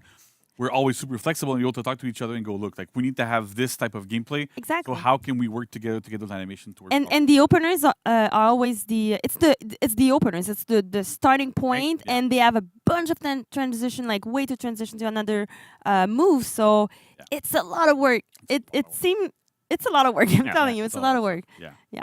So on top of that, so quickly, we've also improved the trajectory so it can hit people externally a little bit. And we've also increased our forward movement, so you're able to like move forward a little bit more. And then I think this is the last slide for Yorm. There's so many. A lot. Stuff. It's been So quite a bit. They're no longer undodgeable. So they used to be undodgeable because the bash and chains was 500 MS, and so we needed to have that mix up. Right now, because that bash and chains now actually is feintable and it comes with its own built-in mix-up, they no longer need to be undodgeable. And so we did that on testing grounds. Nobody seemed to care that much. And at the end of the day, they're still useful. They're still enhanced. You can still use them to kind of like mully people and like go back into your zone and stuff. So they're still useful, but they didn't need to be undodgeable. And so when there's properties that are no longer needed because we update the character's kit, we'd rather remove them and make the character more readable, right? Because at some point, we don't want things to end up looking like a Christmas tree and having like everything light up all the time, you know? So it's kind of like the idea here. So we want to make sure that things are more readable for players. I want a Christmas tree hero now. Yeah, right. Okay. All right. Then we have Serpent Smite. So that's the dodge forward heavy. So it's now 800 MS. It used to be 1,000. It used to be super slow. So at 800, it's a little bit more manageable. We've also lowered the damage a little bit to compensate for the faster speed. And it also gains uninterruptible stance at 400 instead of 600. So you get your armor a little bit earlier. You can use that to initiate your chains. You can use that to mix up with your front dodge bash. So it's way more useful than before. And it's even a thing where like, oh, well, if my opponent like tries to light me on reaction of me dodging, well, maybe they're gonna get hit by that by the attack because of it, because it's armored. So it's kind of like a lot of those like little mix-ups that we're putting in there to really help the character get into their chains a little bit better. Nice. And then finally, we've improved the chaining timings for a bunch of attacks. One of the feedbacks that we got, especially from higher level players, was that Yorm, even though like he had that big hammer, the timing at which you launch your chained attacks from a lot of these things was a little bit too late. And so because of that, it felt sluggish. It took longer for your armor to kick in. It took longer for your unblockable to come out, for a lot of these things to come out. So we've adjusted these so that you do end up feeling a little bit more fluid, a little bit more. It's a little bit more interesting, and you're like things work just generally better with those increasing length. I mean, it's not a massive change, but it's enough to really feel the difference there. It's like Yorm went to the spa, now it's all relaxed. You can just go really fast. Yeah. You go like this, right? Amazing. So I think that's it for Yorm. That's I mean, that's a lot. That's for a lot. A lot yeah, for Yorm, yeah. right? I mean, it's almost like a new hero at this Exactly. point. Like with all that stuff, it's insane. Yeah. I really want to thank just a minute. I want to thank like Jimmy and Noel for this one. 'Cause I think it's one of our bigger TG that we did. Yeah, I think definitely like we put a lot of work into it, both on the design and the animation side, right? You guys worked super hard. Yeah. We worked super hard. Went to mocap, did all these things. Yes. And it's amazing. So the people that worked on it, great job. And I think we're ending up with a hero that's a lot more interesting than he used to be. That's the goal. Not that your old Yorm wasn't fun. Like you still had that big feeling of I got this big giant hammer. I'm going to do stuff. But at the end of the day, having a character that is a bit healthier gameplay wise. Gonna get up probably in a tier list a little bit. Gonna make it more playable. I saw a tier list recently where, all the recent tier lists put him like at the bottom or like very. You haven't tested the new one. That's why. They haven't tested the new one. So what they have, but March 16, it's gonna be up. Yeah. Okay, and then finally we have some Aphira bug fixes. I want to make it clear these were completely unintended. Yeah. We knew about them. We wanted to live patch them, but at the end of the day, the infinite was a lot more important to live patch. Yeah. And if we have to make a choice between fixing the infinite and putting a bunch of other things in that need a bit more testing, need to make sure that things are going to be okay, then we'd rather delay it a little bit. We know it felt bad for some players, and I'd rather have them now than not have them at all. Gotcha. And so this is how it works. So these were definitely, I know people were like, oh yeah, that's intended. No, none of these were intended. Come on. Right? So first of all, Gravity's Pull, which is our first feat, no longer guarantees Speeding Comet, which is the third feat. Now, we didn't want to do feat 1, that's 500 MS from neutral, into feat 3, that leads into a heavy that wall splats into more damage. That was just like way too strong. That was not intended. So we fixed that. So they're no longer guaranteeing each other. We've also increased the chaining timing after Oracle's Rush, which is a sprint attack, or running attack as some people call it, to no longer guarantee Kasaki Kick, which is a chain kick, on hit or block. So that was a bug that slipped in at some point, because that wasn't always the case. Something happened at some point in our data, and the timing was a little bit too short, and so you couldn't dodge that kick at all after an Oracle's Rush. So we fixed that, so now you can always dodge it. Works out great. There you go. And finally, we've also increased the chaining timing after most attacks to Kasaki Kick to let opponents input a guard swap and still dodge the attack. So this is a bug we've had before years ago on Black Prior. That kind of slipped in as well, and we caught it a little bit too late, and so we had some issues. But basically now what should happen is, let's say I hit you with a light, you can go, I'm going to go top, because I'm afraid that the undodgeable attack is going to come, and then go, oh, wait, I changed my mind, you buffer a dodge, you'll be able to dodge the kick. We increase it just slightly enough so that kind of works there, and it's no longer kind of like guaranteed in those situations to make that feel better, right? So these changes should hopefully really, really help facing Aphira and have the experience be much, much better in the end.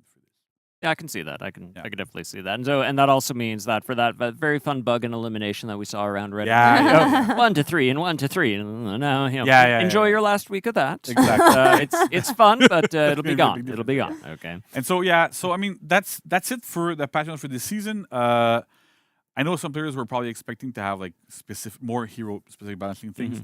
But because we had to take a lot of time making sure the dodge stuff was good, the Yorm rework was good, we took a tiny little break from that from this season. But for the next TU, we're going to have more. It's going to come back. So don't worry. We're not done. We're not done. A lot of work, And we have so much stuff this year.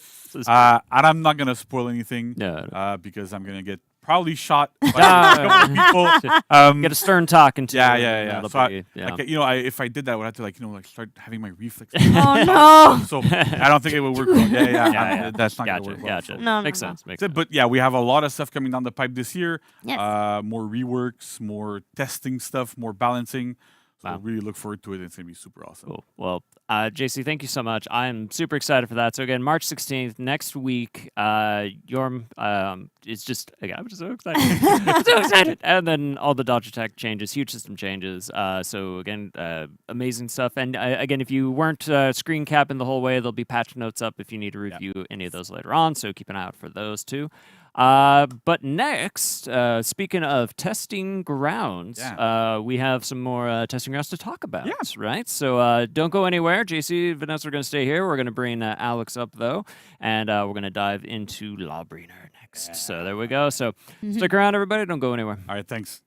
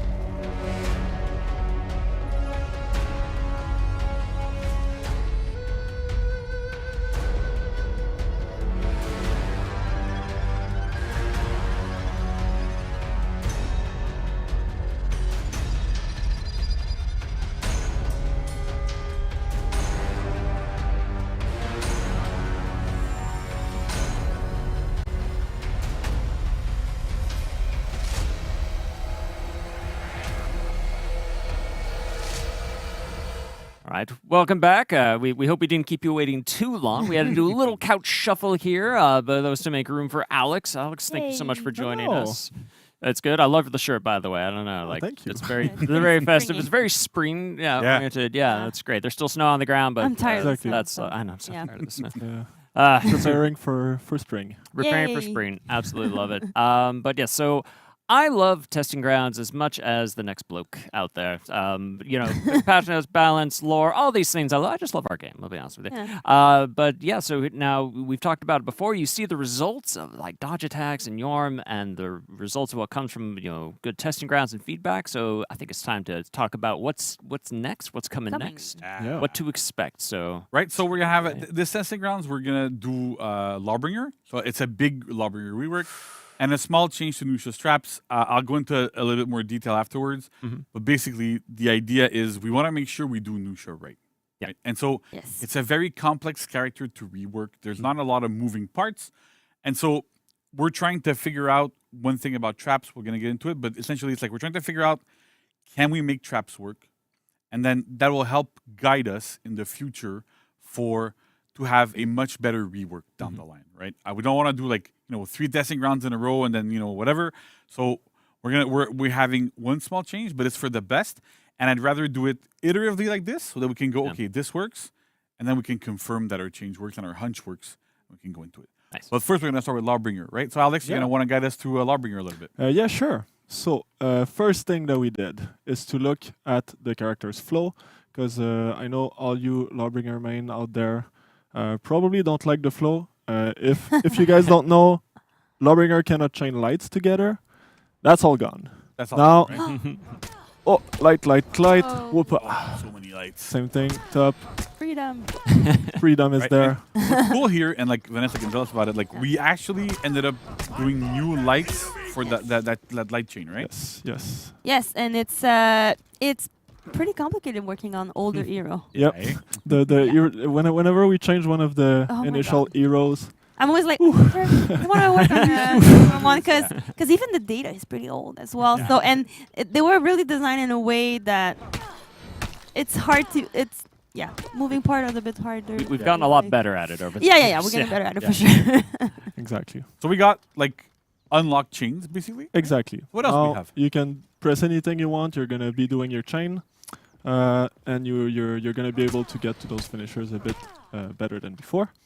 Another thing that we did for the flow was to add combo lights after heavy. So if you press a light after a heavy, bop bop, you get a fast Pop light up, that's the guaranteed. Bop, bop, yeah. And you can access your finisher much more easily. Talk to Carl. Basically, what it is like I think every one of like those lights are only on the opener heavies, right? And on top heavy finisher. If I remember correctly? Exactly. Right. It was just on top heavy finishers before, which didn't really make sense. So we were like, let's reshuffle it, putting it on the opener. Oh, that works super well for the flow. But then we missed it on the top heavy finisher. So we did. Why don't we keep it? Let's just keep it as a way to reset the flow, and then you can keep chaining if you finish into that. Yeah, because I find what's like Lawbringer really shines with his finishers, right? Like big, like unblockable attacks, crazy things, big damage and everything. But then it's so hard to get to them in a lot of situations that at least with this, you have way more opportunities to get to them, which is exactly. Cool. And like as for most heroes, unfortunately, it's kind of like most of the time you will want to do your side finishers just because you can clip people in group fights. So you're like, how like that's an extra way to make you want to do the top heavy finisher. Then the other thing that we did, that we're like not done with the flow. Not done with the flow. We got to make it even better. So we took a look at the bash in the chain. As you see, it's a new animation. So shout out to Michel for doing all of those animations.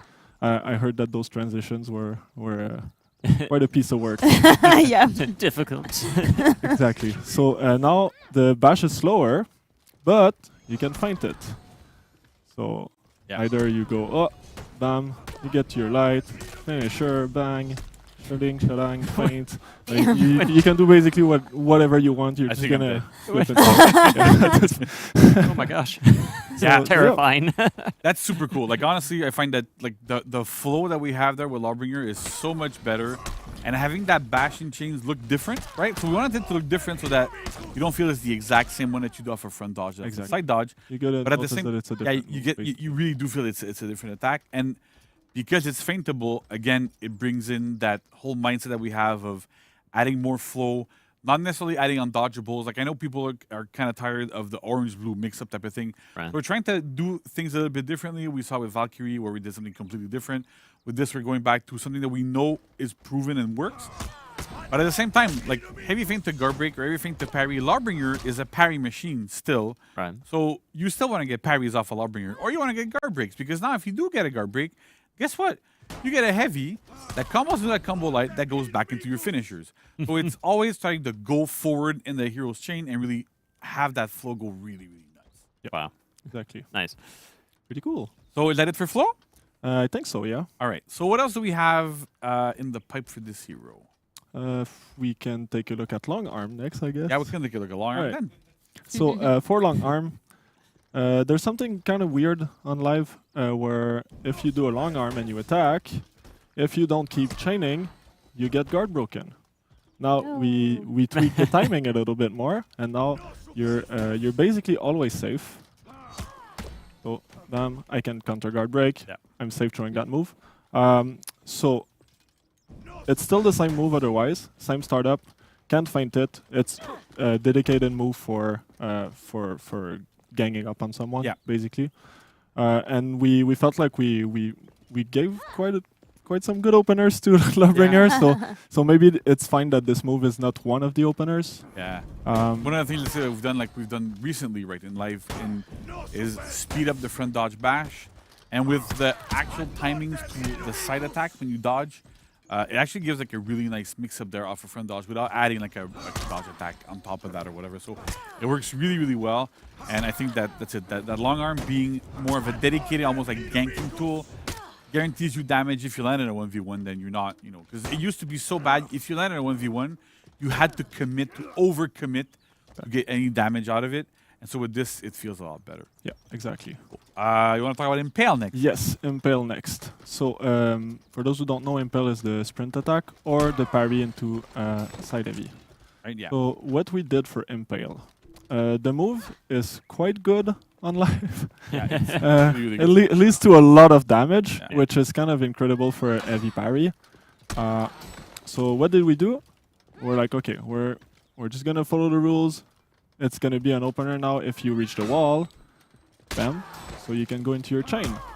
But the chain attack now deals 20 damage. So basically what we're saying is you get your heavy parries on the side, you do your impale if you want to ledge them, or if there's a wall, it's pretty good as well. But we don't want you to be doing it all the time, basically. Yeah. There's another change too, like if you release a bit earlier, like let's get off. Yeah, exactly. Now, if you do get it a bit earlier before, oh yeah, release, no wall stumble. Yeah. So back on live before, you would wall splat, get your top heavy in, get the stun. It was really frustrating on the receiving end. Yeah. So now we changed this a little bit. It's still good because you still wall splat someone, you go into your second heavy, and then you get that super strong finisher mix mix-up. after, right? Yeah, but this here is really a case of like if you're gonna use it, like you really have to wall splat and hit the wall with it, because before you could, let's say, release it a bit earlier, it's still super strong. You can still ledge people with it. You can still do all that stuff with it. You still get one-shot kills if you're really lucky and you manage to ledge somebody or put them into a trap or whatever. But at the same time, these do not happen anymore if you release early. So you don't travel for as far with this. So there's a lot of changes here that make a lot of sense, where we had to change that aspect of Lawbringer a little bit, because he still is a parry specialist, still has a lot of different things on parry, but not going overboard with this at this moment. Right. Exactly. So talking about parry. Yeah. Going through the nice quality of life change. Yes. So we took a look at all of the parries. So what we did is now the light parries are doing a bit more damage than before. Because before it was pretty low, so you would never really want to do them. And then go into your finisher. Also, the top heavy now is also a chain opener. So you can combo. So if you do get a light parry, that's probably that super strong option that you want to be doing. I'm going to spare you stun them. do a light parry here. But just take our word for it. Yeah, that's it. Right? So it's still guaranteed off a light parry. It's just like right now this is super scary, right? Because you get an attack that stuns into a combo into a big unblockable afterwards. Yeah, exactly. It's still super scary. I think it's the only source of stun that we have left on Lawbringer as well. Yes, exactly. That was another frustrating part to the character. Every single top heavy would stun, and the light parry would stun as well. So basically, you're just fighting and you don't see anything. Like you're just, what is going on? So all of this is gone, but we decided that it was still kind of an iconic part of hitting someone on the head with a hammer. So that's fair. We keep it on the top heavy parry. Yeah. So basically now, whenever you parry someone, you're not always going for that impale. You have to have some situational awareness. Is there walls? Is there ledge? Do I want to go for the light? Am I in a group fight? Am I going for that big opener if I get a light parry? So you get a lot more choice than before. Options, I think, is what we talked about. That's the thing, right? It's more options. We always want to push more towards options for player agency. Towards, well, there's not one absolute best follow-up every single time to every single situation. Now, like, we want to make sure that you have a bit of choice. If there's no ledge nowhere, before you would still try to do it because you could release early, maybe get lucky, hit something or whatever. But now, like, you really want to, like, okay, I'm going to do my light instead because it leads me to other things. If I got a light parry, I'm always going to do a top heavy. So you kind of get into a situation where, well, depending on what's going on around you, depending on what's happening, you get different options, and you get to choose which one is best for which situation you're in at the moment. Nice. Exactly. Well, all right. So then we have a bit of quality of life stuff, right? Yes, exactly. So we decided to take a look at the chaining properties because we want you to be doing your strong chains with the Lawbringer. And since he's a parry specialist, like he's good in group fights, we took a look and say, you know what, let's just do increasing properties on the chain. So now, if you want, you can go into your chain heavy, and as you see, there's armor on it. So that's pretty good. And then the last one, it's armor plus unblockable. Oh no, wait. Boom. Right? Yeah, so it's basically super hard to peel, right? Yes. That's the idea here. It's like we want to make sure that because often enough, one of the problems that we have is that the second attack when we have 3 hit chains, and I know a lot of players actually I often read like people wanted to like reworks or whatever, and go, oh yeah, let's give this hero like a 4 hit chain or a 3 hit chain instead of a 2 hit chain, and it is fun, right? Like nobody denies that it's super cool to have like multiple hits in your chain, but at the same time, the middle hits often feel really, really, really bad, right? Because we need to have properties, we need to have like reasons to use them. That's why often we have like shortcuts to finishers or things like that. So by having armor, at least on those on those second heavies, what's interesting here is that you can actually use Lawbringer in group fights, use those big pole arm trajectories, and keep using those heavies, target switching them, doing all that sort of stuff, with less chance of getting peeled. People can still bash you, of course, but you still get like in those situations where it's a lot easier to use those attack, and they actually have a much more interesting purpose than what they used to have, which was nothing. And then, well, it just felt bad. You landed a heavy, like, oh, well, I got to do a bash, because if I don't do a bash, then where am I going to go? What am I going to do? Right. So you didn't really have that option. So now, again, it's about expanding those options and making sure that people have access to more things with the heroes. Yeah, exactly. Nice. So now you have all of those cool properties. Yeah. People are going to be like, oh no, he's so strong at offense. I'm going to do some dodge attack. Oh no, he's a parry specialist. Yeah.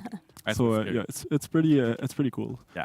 So one last thing we did, right? Is enhanced lights. Yes. Right. So yeah. You want to talk about it? I'm going to go over it a little bit. Yeah. Sure. So essentially, the hero has like on live right now, Lawbringer has enhanced lights. Only on the side. Only on the sides, right? Yeah. And so with the way that the hero has like ways to open up opponents now, I'm really bad at blocking when I'm talking. But yeah, so the way the hero was like beforehand was, well, he didn't really have openers before we did that change. Yeah. And so we had enhanced lights on the sides to make sure that, yeah, okay, where could we go? And then the more we played with it, the more we went through it, the more we're like, you know what? We don't think he needs them anymore. Yep. So we removed them in the testing grounds, see how it feels, see how it goes, and then again we'll get a lot of feedback. We'll see how that goes. We also, I think, at some point we tried a bunch of different things, and this one felt like the most natural. Right? You have a good opener. You can use long arm to potentially like mess up people. It works really well. You have like now you have light as well. You have light as well. So we really try to open it up, but at some point we don't want things to feel overly oppressive and overly dangerous. So we're trying to, sometimes we have to do like little adjustments on the downside like this. Same for the chain heavy, for example, that deals a little bit less damage because it's what's guaranteed when you wall splat somebody. We wanted to give it like, like a follow-up there that made sense. And we didn't want to go like overly nuts on animation. It's a super challenging aspect to do. Yes, of course. When you manage to land a wall splat and getting dedicated stuff there, it's very, very complex. Yes. So we're trying this out, see how that goes, and then have something really good there. Yep. Great. Then we have one final change, which we took a look at the zone attack. Ah, yes. So if the players don't know, Lawbringer has quite a spicy zone attack on live. Yeah. It's slow, but it has a very, very good trajectory, and it has almost no recovery. No recovery. Yeah. So you're basically throwing that move, and you're super safe. It's even to the point where like you're hitting some superior blocks, and like you're able to parry the follow-ups and stuff like it. So it's quite spicy. I've seen a lot of compilation videos doing that. Yes. So what we did is we took a look at it. We're like, okay, so this is like the big keep away move, like stay away from me. I'm doing my huge sweep. But then we just made the recoveries normal, but it felt quite bad because it was just a nerf. So we were like, you know what? It's a group fight move. Let's allow it to go into the chain. Oh. So you get access to like those armor move, and you're light if you want to. Crazy. So just a new way to get into the chain. Exactly. Right. Nice. So so new chain and new ways to enter your chains, but slight nerf, right? Because if you don't chain, then I get a dodge attack free on it, right? So that's the big thing here. Like it's slightly lower safety, but you can chain, and then as we saw here, if you do it again, I'm gonna do a dodge attack, and I hit the armor there. So you still gotta be careful. It's still dangerous, right? It's still spicy, just a little bit. Yeah, just a little bit spicy, right? So I think that's about it for Lawbringer. Yeah, that's pretty much it. Right, so lots of stuff. Yeah, lots of stuff. So I can't wait for people to try it out. And then I'm gonna go over Nusha a little bit. So I want to make sure that people understand it's a step-by-step process. We want to do Nusha right. We did Yorm. We took our time with Yorm. we're still taking our time with Nusha. And one of the big questions we had with Nusha, internally, and a hunch that we had was, do our traps work?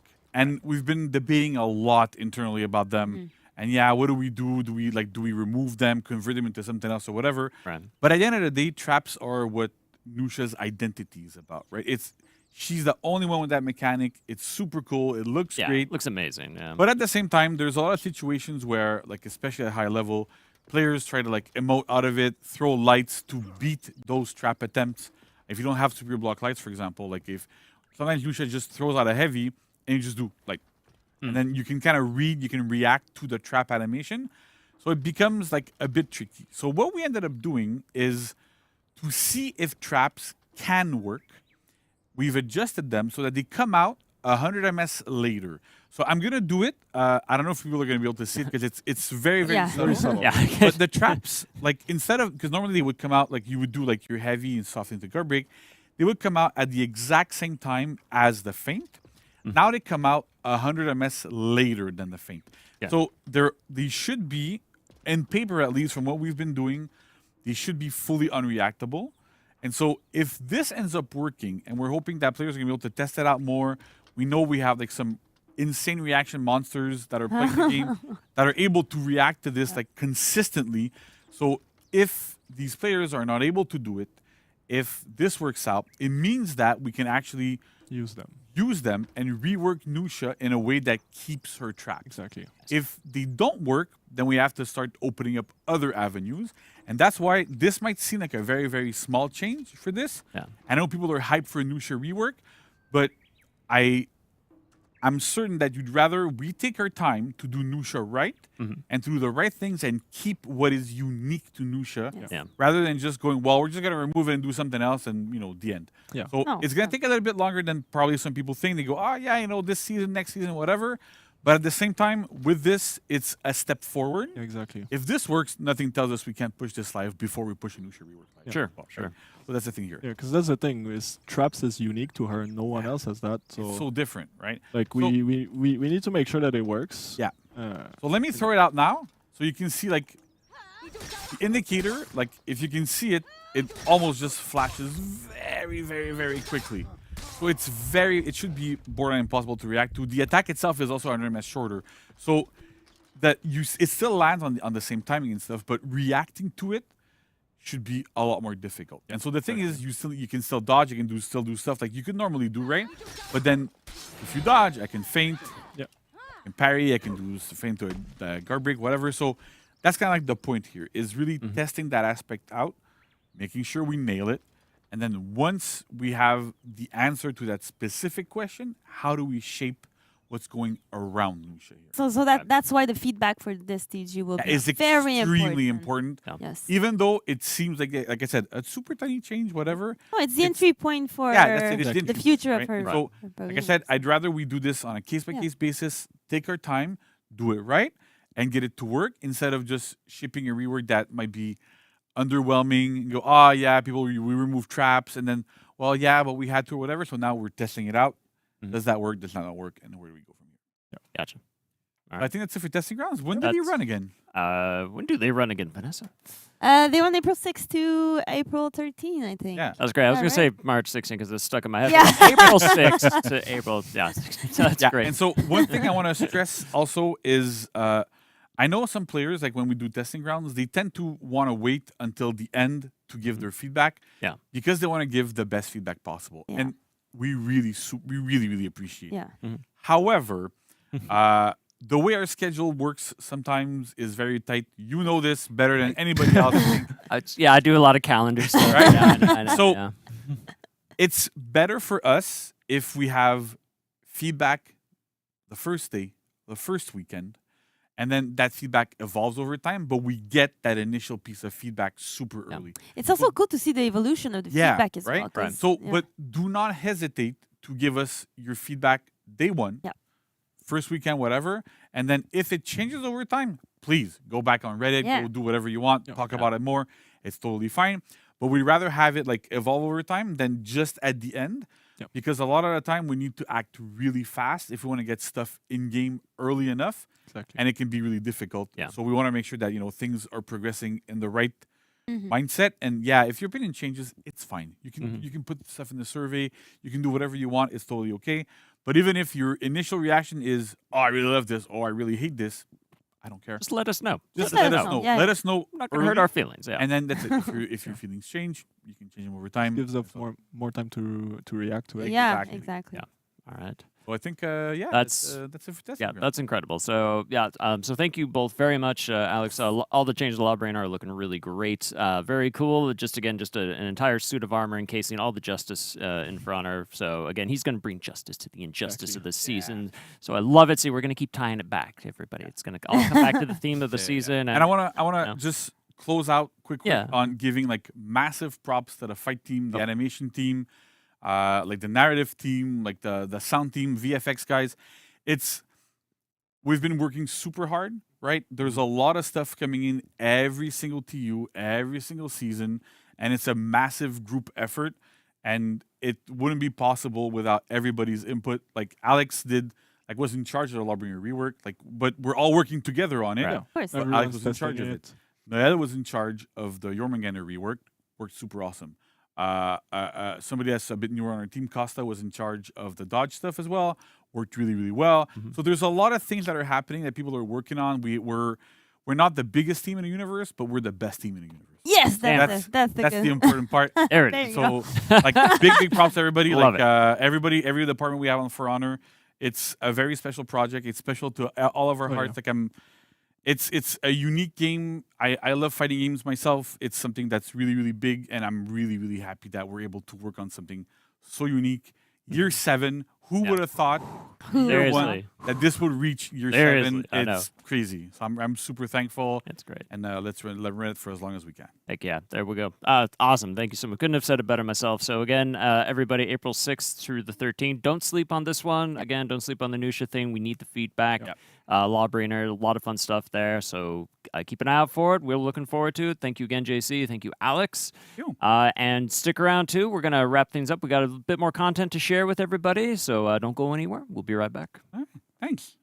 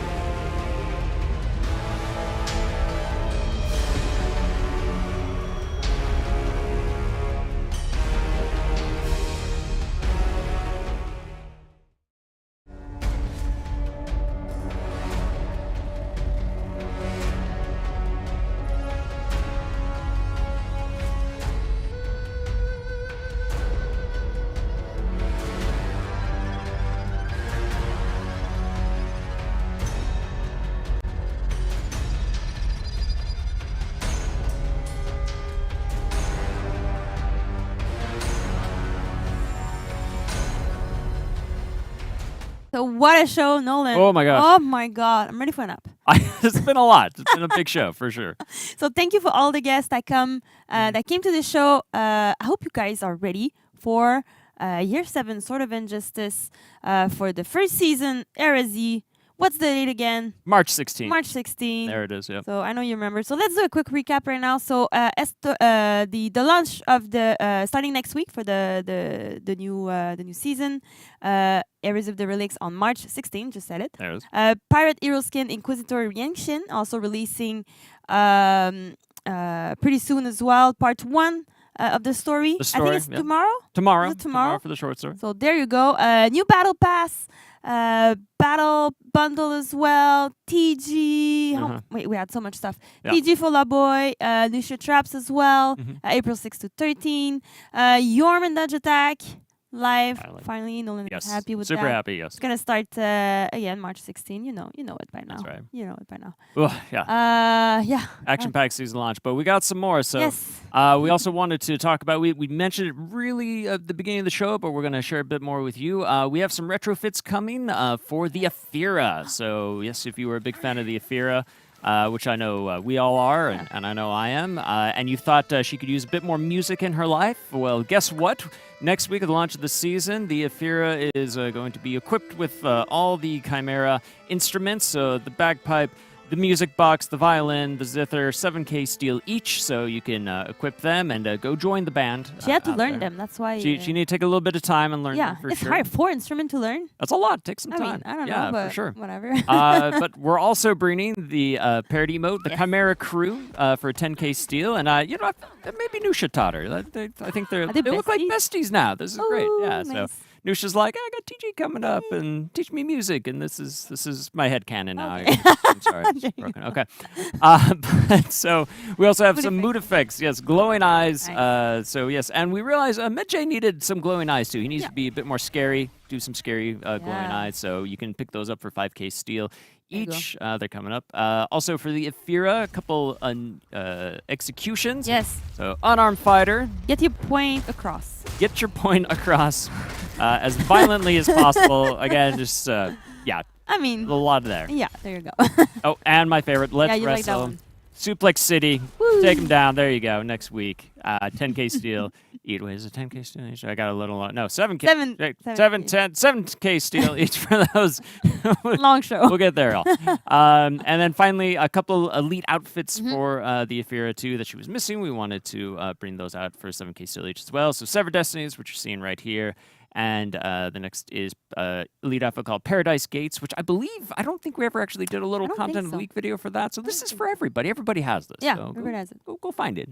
I prefer, St. Patrick. It's St. Patrick's Day, that's right, which is coming out the day after March 16th. Is it the day after? It's March 17th. March 17th? I'm Irish, I should know, but I don't feel bad. It's been a long show. We also have the Eurofest. That's right. That's coming. Right. So 3 of them, I'm excited about them. So we have Lawbringer on April 6th. We have the Pirate one on April 13th. And we have Nobushi as well for April, releasing on April 20th. And yeah. All right, so again, they're free to play for the week. Yes, of course. Double XP for the hero during those, which is great. So that's cool. Yep. And if you like Hero Fests, well, starting today as well. Nusha was just highlighted there in the TG, so her Hero Fest starts today, and you can play her for free, and also check out her brand new. People noticed that execution. The I know you trailer. snuck it in. You snuck it in the last one, so that's really cool. It's cool, yeah. Awesome for that. We also have content of the week, a limited content of the week from March 16 to April 6. The illustrious outfit Inquisition Healing. I hate that word. Inquisition Healing. Good, was good. Okay, 20K for this. It looks really creepy. It's super creepy, yeah. Doesn't feel like healing. It looks. No, I don't want that kind of healing. We also have the emote Most Wanted for 10K steel. Yes. So this one, we like that one because we put a little bit more like a technical stuff in it. Nolan, do you want to That's right. explain a little bit? We'll talk a little bit about this one. So you sometimes, you eagle-eyed players out there, you've seen that sometimes, hey, emotes maybe have different effects depending. Maybe you've noticed a yellow card, which was sometimes a red card. Well, this one is going to take that up a notch here. Yes. So the person on the wanted poster is actually going to be the player on the opposite team with the highest renown score. So it's going to change. You have to look it up. It'll change. Most Wanted. That's exactly right. what it's useful. Yeah, so if you want to know who's the top scoring player on the opposite team, who you need to hunt down, just equip that and you'll always know. Yeah, so there you go. Very cool. So there's that. And also starting this weekend, well, starting tomorrow too, we have an event order, the Medic Challenge. So this one running throughout the weekend from March 10th through the 13th. So be the faction with the most allies revived. So, equip those revive, orders. Pick me up. You'll see me on the battlefield. I'll probably be lying down dead most of the time. So please revive me. I promise to do better. Just, and then we'll contribute to the order. That's good. Yeah. We also have the Arcade Quest, the Silmissa Celebration. So this one is for the Marching Fire owner only. So play now for starting, I think right now, March 9th? No, It's right now, yeah. right now. Yeah, So there you go. You can go play it up to March 16th. So after that, switch to the new season. So you're never bored. You always have always something to do. There's always something. There you go. Do we have community spotlight video That's as right. well? We had so much fun with it last time. We're bringing it back this There you time. go. So we're going to check these out. Yes. We haven't seen them yet. We've never actually, we haven't No, we haven't watched seen them. these yet. So. Max didn't show us. All right, so Max wanted to surprise us. So Yes. we're going to watch this all with you. So it's called Buzzer Beater. All right. Okay.